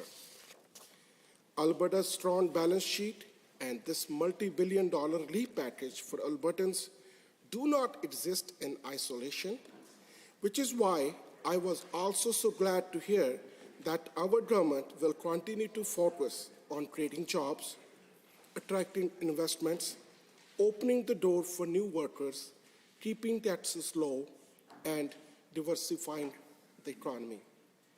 This government has worked tirelessly to restore Alberta's economy and build a new Alberta advantage. And we're now seeing the results of that hard work. In my riding of Calgary-Falcon Ridge, small businesses are the largest employer, whether it's the restaurant industry, retail industry, trucking industry, construction industry. It's all booming. A lot of employers are calling me. They have a problem of labor shortage.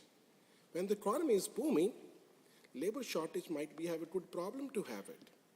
My message to them that we're happy to deal with it, and I think many of my colleagues are dealing with the same problem. This economic boom is what is going to be creating more jobs, and it's going to put roof over the head and food on the plate for average families in each of our constituencies in Alberta. We have seen hundreds of thousands of jobs created, landmark investments across the province, rapid growth in new industries, and a spike in people coming to Alberta in search of either as a family reunion or for economic opportunity. I was pleased to hear that we will remain committed to defending the rights and interests of Alberta. The province, as I said before, we all cherish, from jurisdictional overreach from Ottawa.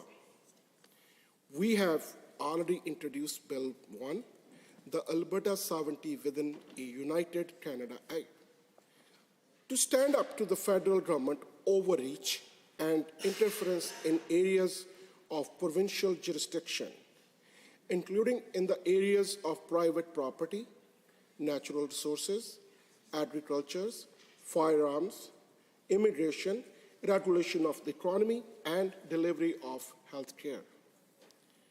Albertans' rights are sacred, and they are enshrined in Canada's Constitution and Charter of Rights and Freedom. As Her Honor, the Lieutenant Governor said, these personal and provincial rights are not something the federal government can simply supersede when it chooses. Ottawa is not our ruler. Ottawa is our partner, and it needs to begin acting like it. Like so many other Albertans, I'm a proud Canadian. I moved here about 25 years ago, and this country, and especially this province, has given me a lot. Peace, opportunities, raise a family. But so, like other Albertans, I love Alberta. Hear, hear. Our Canadian Constitution is very clear that the federal and provincial governments are equal, each with our own areas of exclusive jurisdiction, and our government will work to protect that. We will also work to reform Alberta's healthcare system. So it is on this, we have also taken immediate action by launching the healthcare reform plan, which nobly aims to improve EMS response times, decrease emergency room wait times, reduce wait times for surgeries, and develop long-term reforms through consultation with frontline workers, including finding solutions to restore decision-making to local healthcare professionals and authorities. We will not blindly throw more money at a broken system or kick the can further down the road on fixing it.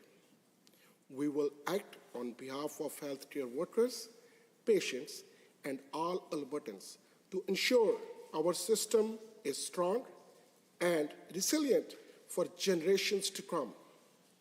We thank our world-class doctors, nurses, paramedics, and all frontline workers who keep our system running each and every day. They deserve a system that works, as do patients and their families. We're going to deliver that for them. We know this will take some time, but the hard work has already begun. And I have the utmost confidence we will see measurable improvement soon. The throne speech set our legislative agenda. It gives us a signpost that will guide our way to move a robust and affluent future. It highlights the challenges that lay before us, but it's also called for faith and trust in the system we believe to bring back Alberta advantage. After a long time, I have seen more Albertans are coming than leaving Alberta. This is a sign that our province is back.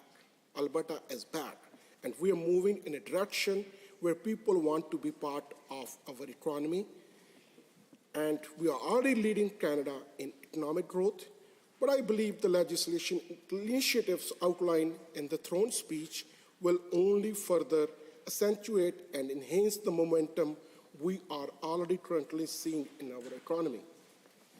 I'm proud to see our government pursuing an agenda that is attracting the best and the brightest from across Canada and all over the world to our province, as evidenced by the positive net migration numbers we continue to see.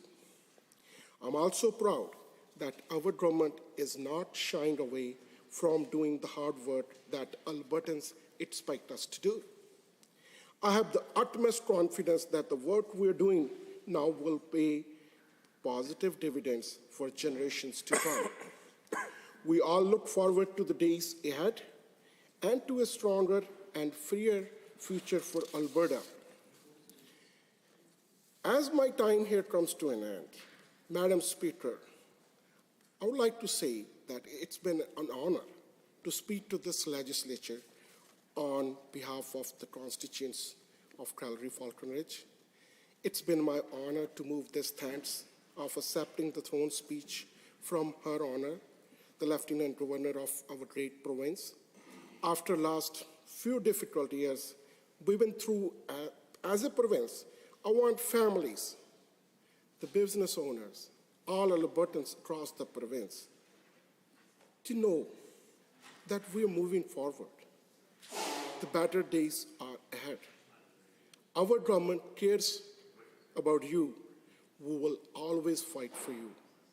The speech from the throne articulates a broad vision of Alberta moving forward, which is inclusive and welcoming to those who come. As I said before, it can be a different economic opportunities or maybe a family union. Alberta will be that place and beacon of hope for the rest of the country to lead forward. With these values that are infused into every single Albertan and infused into our past, that has made us, brought us to where we are today. It may be the beginning of a new chapter in Alberta's story, I believe, but we have to understand it is one chapter in a longer book. This is the Alberta that I believe in.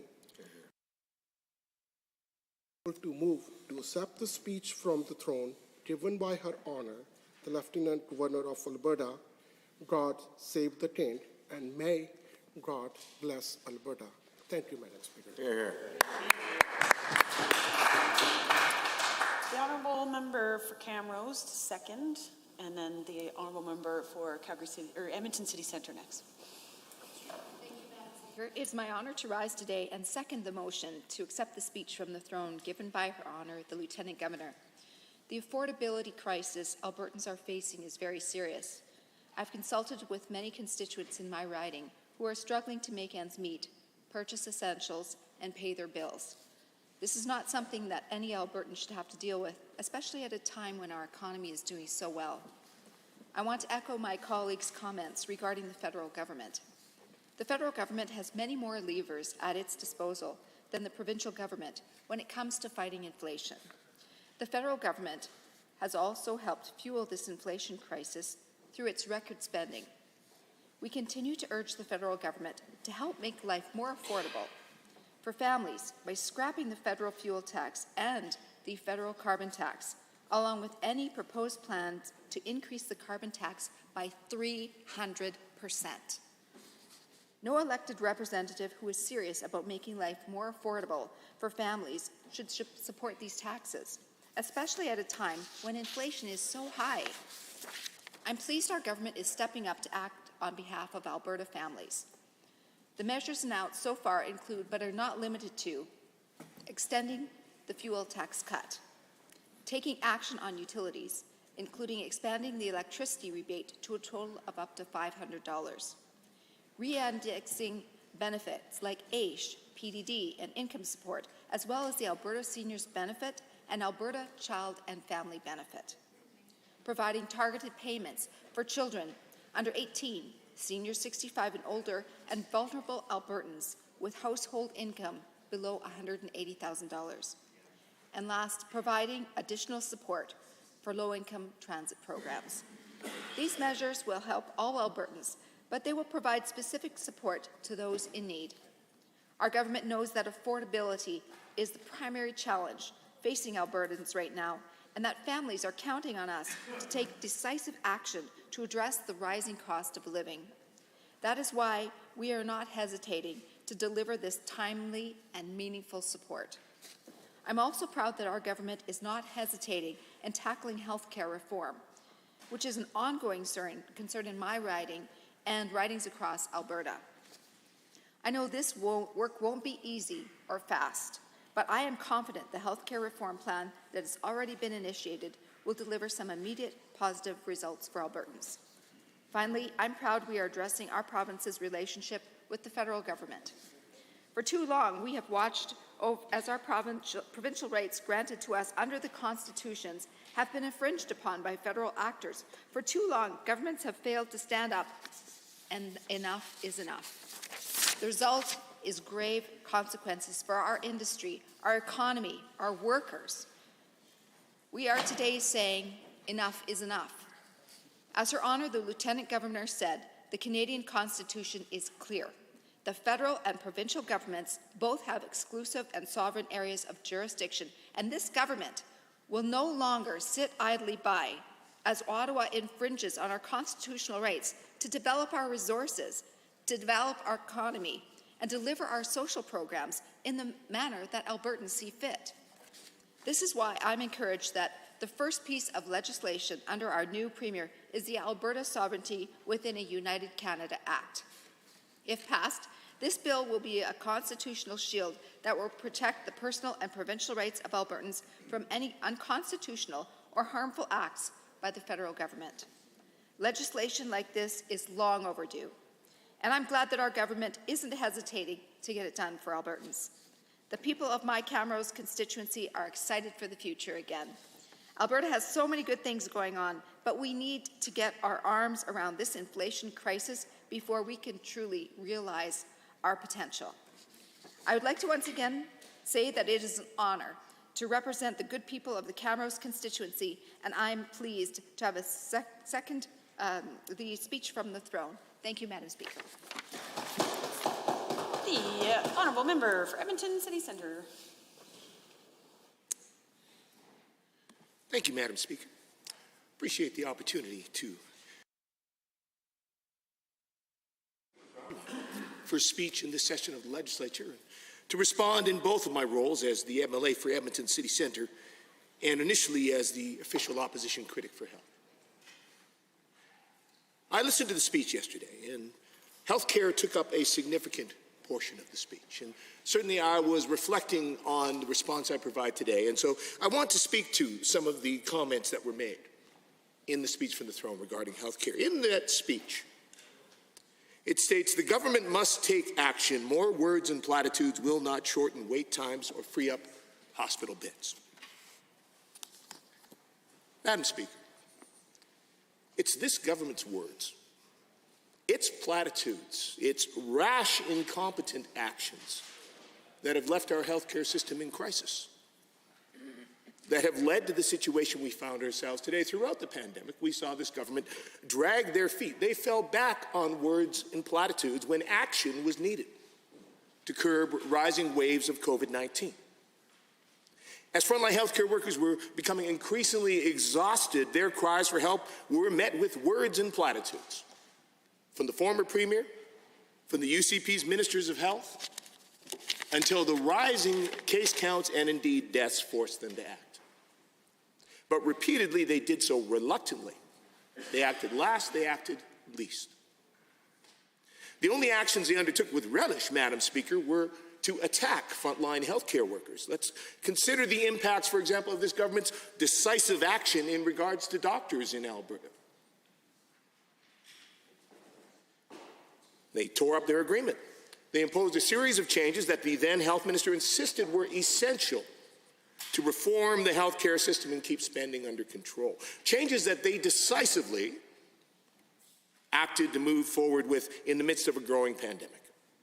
Changes that went on to drive doctors out of practice and out of the province. And now we have tens of thousands of Albertans who have no access to a family doctor. Our public operating rooms struggling to catch up from wait lists that grew while this government dragged its feet, relied on words and platitudes. And now they're unable to operate at capacity because we don't have enough anesthesiologists because, again, this government drove them out of province. All because of this government's decisive action, much like they claim in the throne speech that they are going to be taking to reform the healthcare system today. And here's the irony, Madam Speaker. The throne speech makes the claim that this government is here for healthcare workers, committed to ensuring resources are directed to where they are needed most, to emergency and operating rooms rather than to boardrooms and consulting companies. Madam Speaker, every one of those wrong-headed decisions made by this government, the damage that they did, were informed by their initial spending on boards, committees, and consulting companies, on carefully cherry-picked statistics from the McKinnon Report, from their carefully curated blue ribbon panel on Alberta's finances, on recommendations from their report generated by their contract with the consulting firm Ernst & Young. A report that led to plans like laying off 11,000 of the frontline healthcare workers that they now purport that they value and thank, including potentially up to 500 full-time nurses. That's not a record, Madam Speaker, that gives me confidence in this Premier and this government's plan to upend our public health care system in the name of reform under the direction of a single administrator in 6 months at a time when this system remains in deep crisis due in good part to the neglect, the attacks, and poor decisions of ministers who still sit in this cabinet. Particularly given that this Premier is on the record advocating for policy changes to, and I quote, get used to the concept of paying out of pocket. Albertans to get used to paying out of pocket for health care. And Albertans are rightly concerned that the actions they are seeing this Premier undertake now are simply going to lead to more chaos and conflict at the cost of their access to health. Now, in contrast, Madam Speaker, in the words of former health columnist Keith Gurin, Alberta's health system has enjoyed one of its most uninterrupted periods of stability under the NDP's reign. That was our record from 2015 to 2019. He noted that yearly spending hikes were reduced to about 3%, which made progress in slowing the cost of physicians, pharmacists, and dental care, while columnist Don Braid noted, we calmed down the system, made significant improvements, and provided stability for health planners, professionals, and workers. That's why, as we laid out in our alternative speech to the throne, Madam Speaker, we, as the Alberta NDP caucus, should we have the opportunity to form government, would be relentless in pursuing and proposing real solutions. In fact, we're going to do that from opposition right now. We're bringing forward legislation this very session, public health care is protected and strengthened, that would establish health care service standards, openness and transparency to Albertans who should be able to get an ambulance, go to the emergency room, see their doctor when they need to, and they deserve to have the information on how that's progressing. It's legislation that will ensure there's accountability for the care that Albertans depend on. And we're going to introduce the first major plank of our health care platform around community-based family care, primary care, Madam Speaker, something that was not even mentioned in the speech from the throne as this government scrambles to deal with the crisis that it created in part by undermining access to primary care here in the province of Alberta. We recognize how important it is that we have family doctors in this province, that we are attracting them to this province, not driving them away, and we are ensuring that Albertans have access to them. Get to the root of the issues in the healthcare system. That is truly preventative care, Madam Speaker. And we're going to continue to hold this government to account in terms of its promise to somehow in the next 6 months end the chaos they created in hospitals and clinics and get EMS back on track. Because truly, Madam Speaker, we are only going to get there with a government that truly believes in science and believes in investing in, not undermining, our public health care system. In regards to my constituency of Edmonton City Centre, you know, in the throne speech, Madam Speaker, it talked about protecting and supporting the most vulnerable among us. It says that always has and always will be the Alberta way.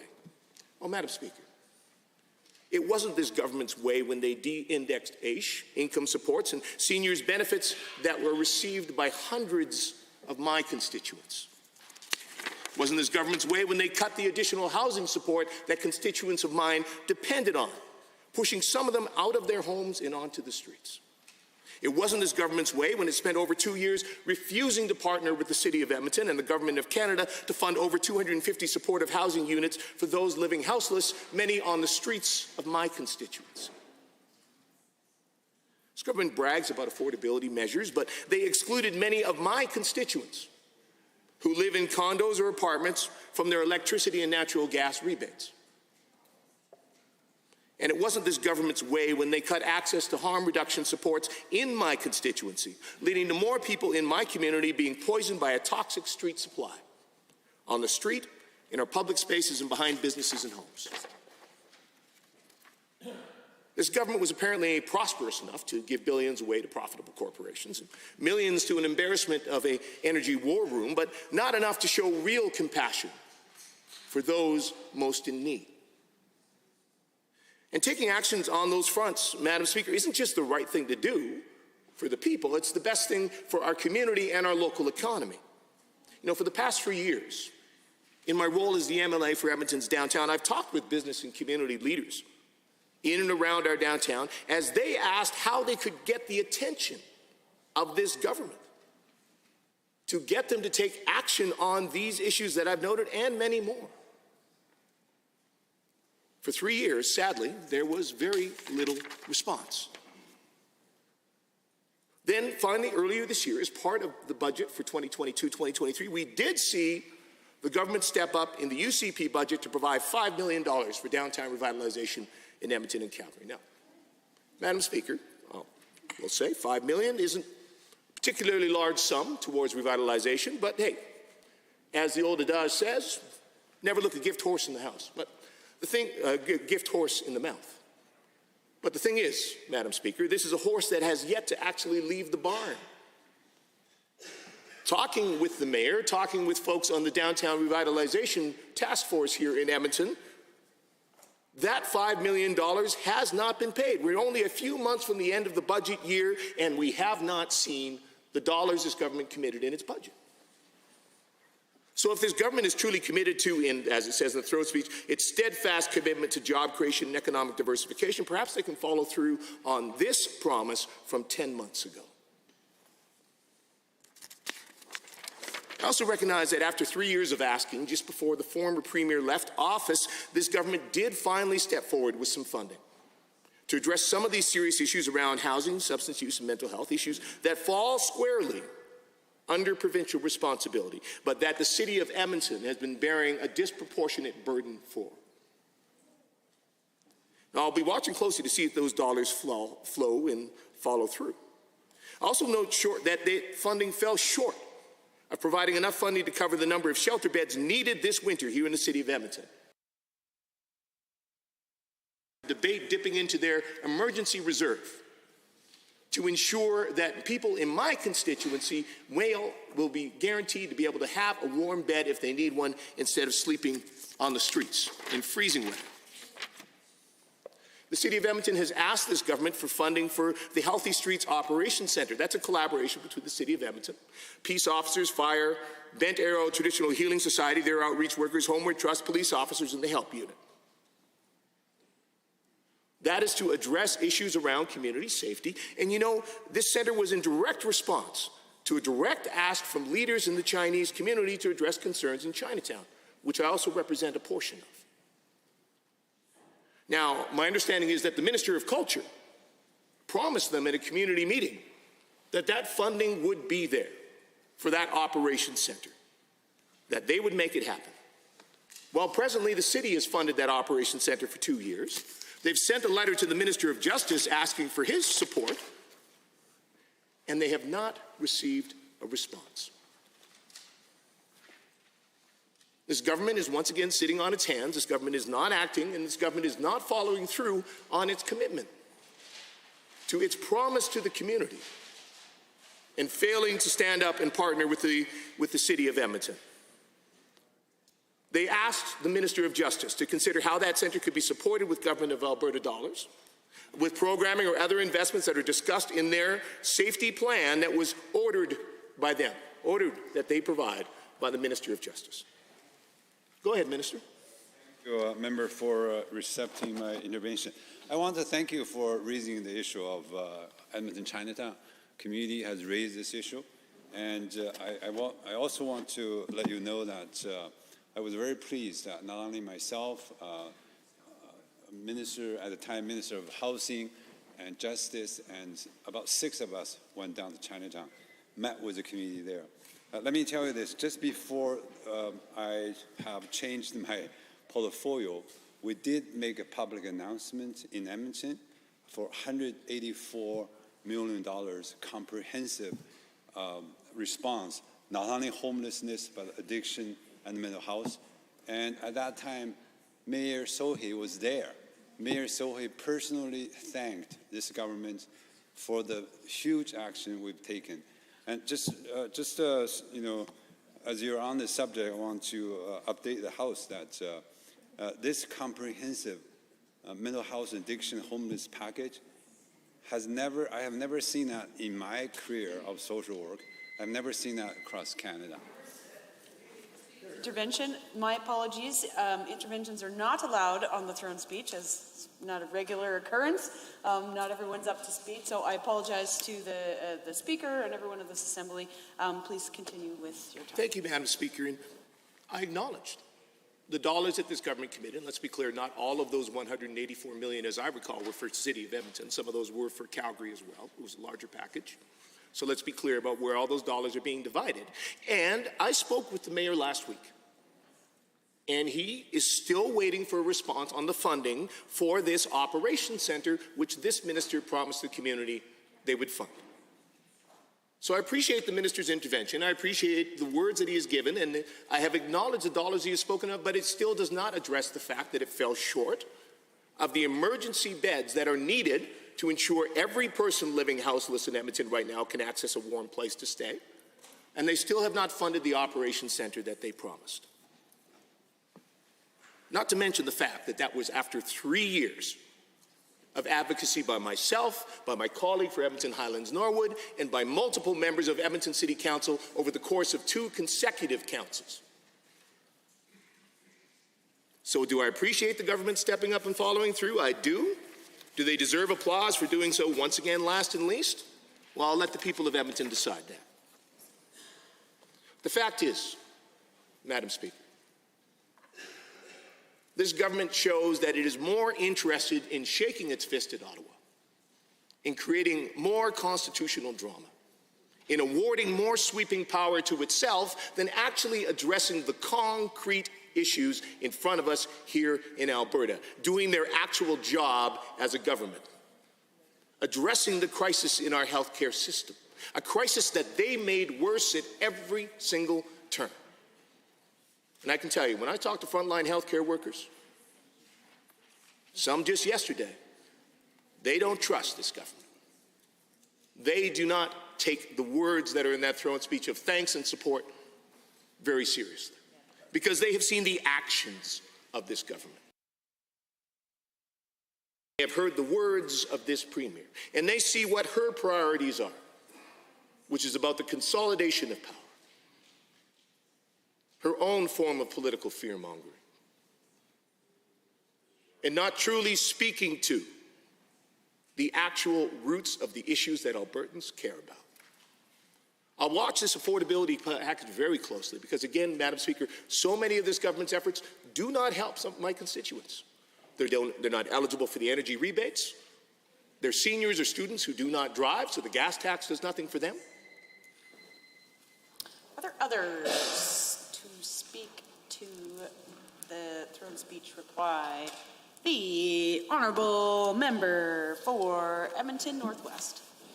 Well, thank you, Madam Speaker, and I appreciate the opportunity to make a few comments in regards to the speech from the throne that we heard yesterday here in the chamber from the Lieutenant Governor. And, you know, Madam Speaker, I've heard a lot of speeches from the throne in my time in the legislature, and I must say that this one really misses the mark from where people are at in this province, the needs that they have at this point in time, and for a government to produce a speech like this, so out of step with what's actually going on in the ground, I find it to be quite astounding.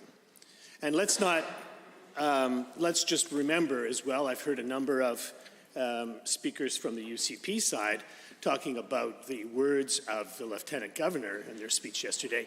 These are the words of the government, that she's reading the words of the UCP in her throne speech, just to clarify.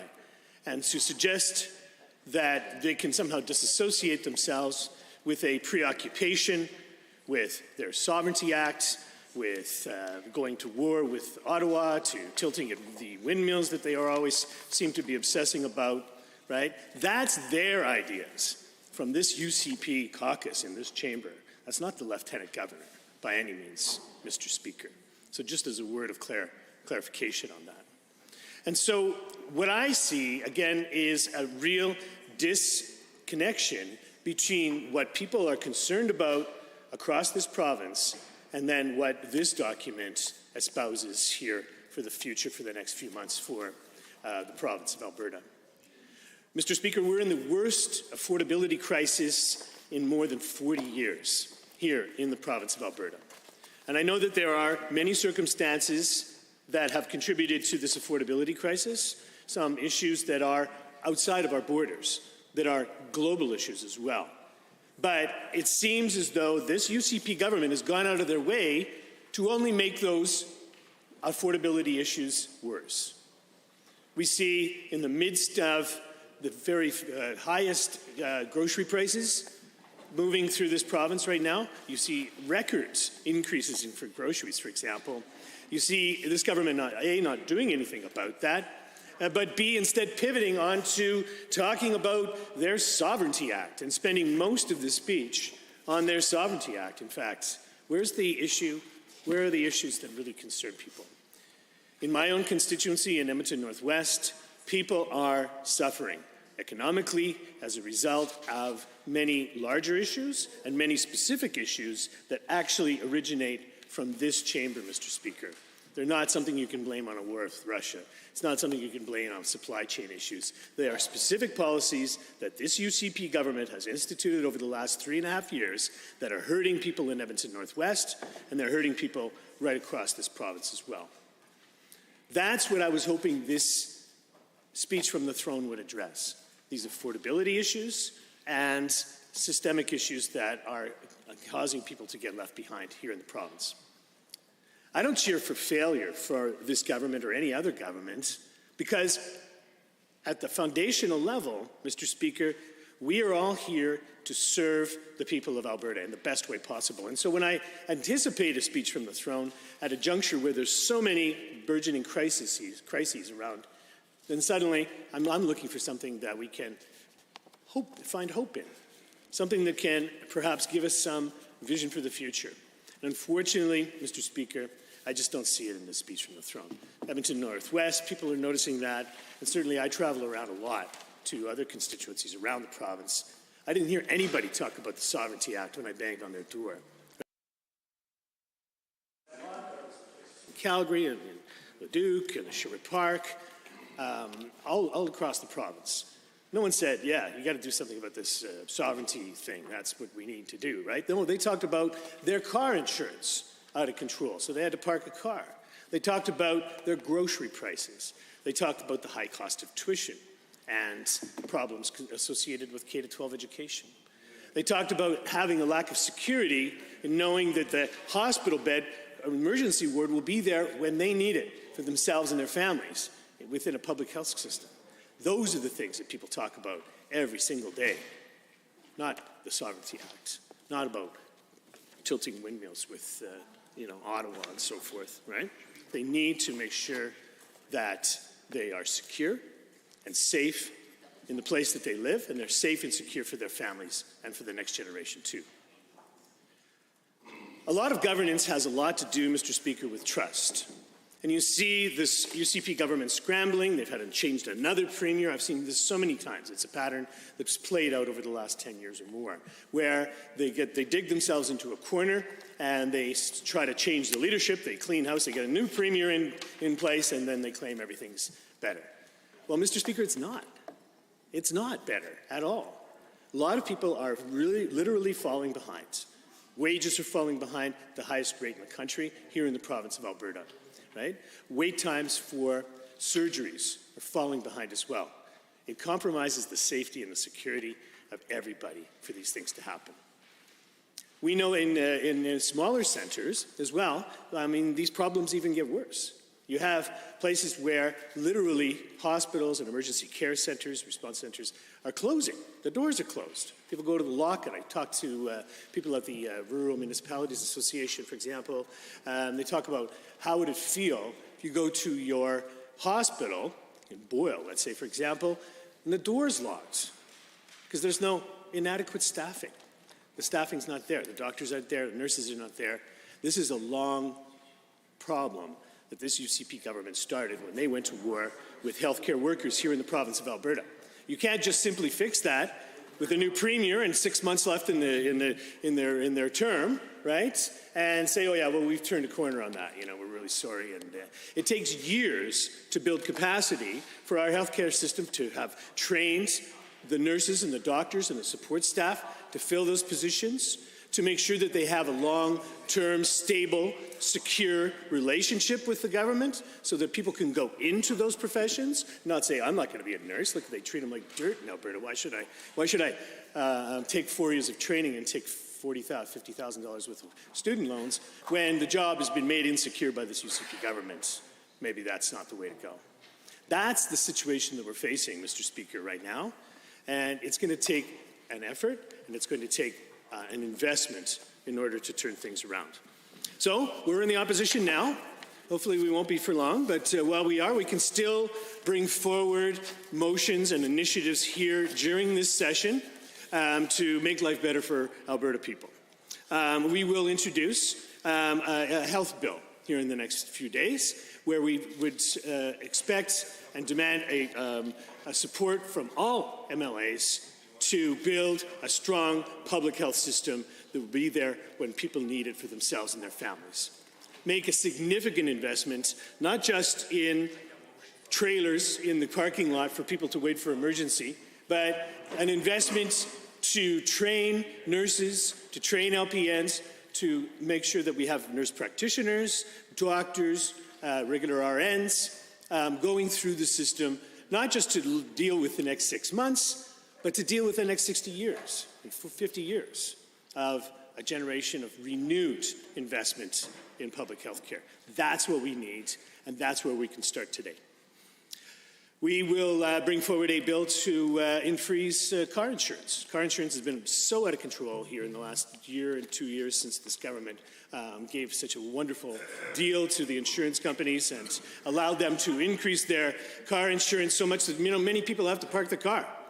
We will introduce a bill here, which I expect everyone will consider and be supporting, that would freeze and make car insurance affordable again here in the province of Alberta. We'll bring forward a motion on the investigation on grocery prices, that we can use the power of this legislative body to investigate and to start to turn around this dreadful profiteering that we see in our food industry, retail food industry. We know it's happening, we can investigate, and we can send a strong message around. As I said before, Mr. Speaker, it's all about trust. And you see some affordability issues being addressed in this throne speech. They all have a due date. They all have a due date around election time, right? That's the kind of affordability that this government suddenly steps up and take notice. Yeah, they're behind in the polls. Let's give some people some money up till the next election. That's not an affordability strategy. That's it's a sign of desperation by a government. It's an election strategy. And people aren't stupid. They can read it right away. They're saying they're going to try to bribe us with our own money. And I'll say, well, I don't know. And then, boom, sure enough, they did exactly that. You need to make sure that you find the roots in places like with car insurance, with tuition, right, with groceries. You need to find the root and not just give the people $100 for a couple months until the next election, but you find a way to make life affordable for Albertans on an ongoing basis. So I stand here as the MLA from Edmonton Northwest, but also as a representative that takes responsibility seriously in this province of Alberta for all Albertans. You know that the official opposition here is to do so, and we're here to help, and certainly to be constructively critical in all ways possible. So that's my take on the speech from the throne, and I would move, Mr. Speaker, to adjourn debate at this time. Members, having heard the motion as proposed by the Honourable Member for Edmonton Northwest to adjourn debate, all those in favour, please say aye. Aye. Any opposed, please say no. In my opinion, the ayes have it. That motion is carried and so ordered. Motions, Government Motion number 5, Honourable Mr. Scow. The Government House Leader. Okay. Thank you, Mr. Speaker. I have a whole bunch of motions here we're going to move, so I've got a glass of water here. We're going to get through these. Okay. I move Government Motion 5, be it resolved as Standing Order 3-6, which provides for one constituency week for every 3 sitting weeks not applied to the 2022 fall sitting. Honourable members, the Government House Leader has moved Government Motion 5, This is a debatable motion pursuant to Standing Order 18-1J. Are there any members wishing to join in the debate? Seeing none, I am prepared to call on the Government House Leader to close debate. Honourable members, having heard the motion as proposed by the Honourable Government House Leader, Government Motion number 5. All those in favour, please say aye. Aye. Any opposed, please say no. In my opinion, the ayes have it. That motion is carried and so ordered. Under Government Motions, Government Motion number 7, Honourable Mr. Scow. The Honourable the Government House Leader. Thank you, Mr. Speaker. I move Government Motion 7, be it resolved that A, the Conflicts of Interest Act be referred to the Standing Committee on Resource Stewardship, and the committee shall be deemed to be the special committee of the Assembly for the purpose of conducting a comprehensive review pursuant to Section 48 of that Act. B, the committee may, without leave of the Assembly, sit during a period when the Assembly is adjourned or prorogued. And C, in accordance with Section 48 of the Conflicts of Interest Act, the committee must submit its report to the Assembly within 1 year after beginning its review, and that report is to include any amendments recommended by the committee. Honourable members, the Government House Leader has moved Government Motion 7. This is a debatable motion pursuant to Standing Order 18-1J. Is there anyone wishing to join in the debate? Seeing none, I am prepared to call on the Minister to close debate. The Honourable the Government House Leader has moved Government Motion number 7. All those in favour of the motion, please say aye. Any opposed, please say no. In my opinion, the ayes have it. That motion is carried and so ordered. Under Government Motions, Government Motion number 8, Honourable Mr. Scow. The Honourable the Government House Leader. Thank you, Mr. Speaker. This is a long one. I move Government Motion 8. Be it resolved that the membership of the Assembly's committees be replaced as follows. A, on the Standing Committee of the Alberta Heritage Savings Trust Fund, that Mr. Orr replace Mr. Roswell as chair. Mr. Orr replace Mr. Roswell. Mrs. Allard replace Mr. Jones as deputy chair. Mr. Godfrey replace Mr. Jones. Ms. Pond replace Mr. Rain. And Ms. Isaac replace Mr. Singh. B, on the Standing Committee of Legislative Offices, that Mr. Smith replace Mr. Rutherford as chair. Mr. Hunter replace Mr. Rutherford. Mr. Tour replace Mr. Milliken. Mr. Rain replace Mrs. Allard. Mr. Panda replace Mr. Long. And Mr. Orr replace Ms. Rosen. C, on the Standing Committee of Private Bills and Private Members' Public Bills, that Mr. Williams replace Mr. Rutherford as chair. Mr. Williams replace Mr. Rutherford. Ms. Rosen replace Mr. Jeremy Nixon as deputy chair. Ms. Lovely replace Mr. Jeremy Nixon. Mr. Jason Nixon replace Mr. Amory. And Mr. Panda replace Mr. Long. D, on the Standing Committee of Privileges and Elections, Standing Orders and Printing, that Mr. Reid replace Mr. Smith as chair. Mr. Jason Nixon replace Mr. Smith. Mr. Godfrey replace Mr. Reid as deputy chair. Mr. Rain replace Mr. Newdorf. Mrs. Allard replace Mr. Steffen. And Mr. Yao replace Mr. Williams.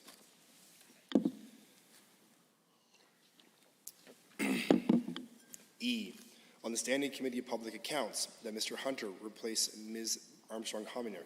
Mr. Steffen replace Mr. Roswell. Mr. Turton replace Mr. Reid as deputy chair. Mr. Panda replace Mr. Reid. And Mr. Yassine replace Mr. Walker. F, on the Special Standing Committee on Member Services, that Mr. Williams replace Mr. Scow as deputy chair. Mr. Van Dyken replace Mr. Scow. Mr. Roswell replace Mr. Sigurdsson. Mr. McIver replace Mr. Newdorf. Ms. Pond replace Mr. Long. And Ms. Furr replace Mrs. Allard. Apologies. G, on the Standing Committee of Alberta's Economic Future, that Mr. Van Dyken replace Mr. Newdorf as chair. Mr. McIver replace Mr. Newdorf. Mrs. Allard replace Ms. Rosen. Mr. Carson replace Ms. Sweet. Mr. Fien replace MLA Irwin. And that Mr. Steffen be appointed. H, On the Standing Committee of Families and Communities, that Mr. Long replace Mr. Amory, Mr. Yassine replace Mr. Hunter, Ms. Armstrong-Hominick replace Mr. Reed, Mr. Yao replace Mr. Lowen, and that Ms. Furr be appointed. On the Standing Committee on Resource Stewardship, that Ms. Isaac replace Mr. Guthrie, Mrs. Ahir replace Ms. Lovely, Mr. Orr replace Mr. Rain, Mr. Sigurdsson replace Mr. Yao, Mr. Fian replace Mr. Cece as Deputy Chair, and Mr. Nielsen replace Mr. Cece. J, on the Standing Committee on the Select Special Ombudsman and Public Interest Commissioner Search Committee, that Ms. Rosen replace Mr. Jeremy Nixon as Chair, Mr. Smith replace Mr. Jeremy Nixon, and Mr. Williams replace Ms. Rosen as Deputy Chair. Honourable members, this is a debatable motion pursuant to Standing Order 18.1H. Is there any members wishing to join in the debate? Seeing none, I am prepared to call on the Government House Leader to close debate. The Honourable Government House Leader has moved Government Motion 8. All those in favour of the motion, please say aye. Aye. Any opposed, please say no. In my opinion, the ayes have it. That motion is carried and so ordered. Under Government Motions, Government Motion number 9, Honourable Mr. Scow. The Honourable Government House Leader, I also understand that this is a significant government motion to be moved. If he is agreeable, he's welcome to, in his opening remarks, move the motion as proposed on the order paper, and we will accept that as part of the debate, and then you can proceed with some comments regarding that if you're agreeable. The Honourable Government House Leader. Thank you, Mr. Speaker. And I think everyone in this chamber knows I am very agreeable. Hear, hear. Okay, so I do rise to move Government Motion 9 on the order paper, and I think, Mr. Speaker, that you are okay if I do not read that in full, as you'd mentioned. The changes proposed in Government Motion 9 will return the process of private members' bills to that which was existed prior to May 2019. It will also return the practice of members introducing their guest, but with some time parameters. We are also proposing to remove the ban on desk thumping. Member statements, feel free. I guess you have to approve the motion first. We're also proposing to remove the ban on desk thumping. Member statements will go to 7 per sitting day. The mandates of the legislative policy committees are being changed to reflect the new government ministries, and sadly, a couple changes were needed as a result of the passing of Queen Elizabeth II. Finally, recommendations were presented to us to improve the process for private bills, and so we have presented those as part of this motion. In closing, I do want to say the government has worked collaboratively with the official opposition House Leader on these proposed changes, and so I do want to thank her for all of her members of her caucus for their participation, and I'm encouraged by the amount of collaboration we've had going forward thus far. Honourable members, the Honourable Government House Leader has moved Government Motion 9 as per the order paper. This is a debatable motion. Is there anyone wishing to join in the debate? If not, I am prepared to call on the Honourable Government House Leader to close debate. Waive. Honourable members, the Honourable Government House Leader has moved Government Motion 9. All those in favour of the motion, please say aye. Aye. Any opposed, please say no. In my opinion, the ayes have it. That motion is carried and so ordered. Hear, hear. The Honourable Government House Leader, it appears to be riding. Man, that felt good.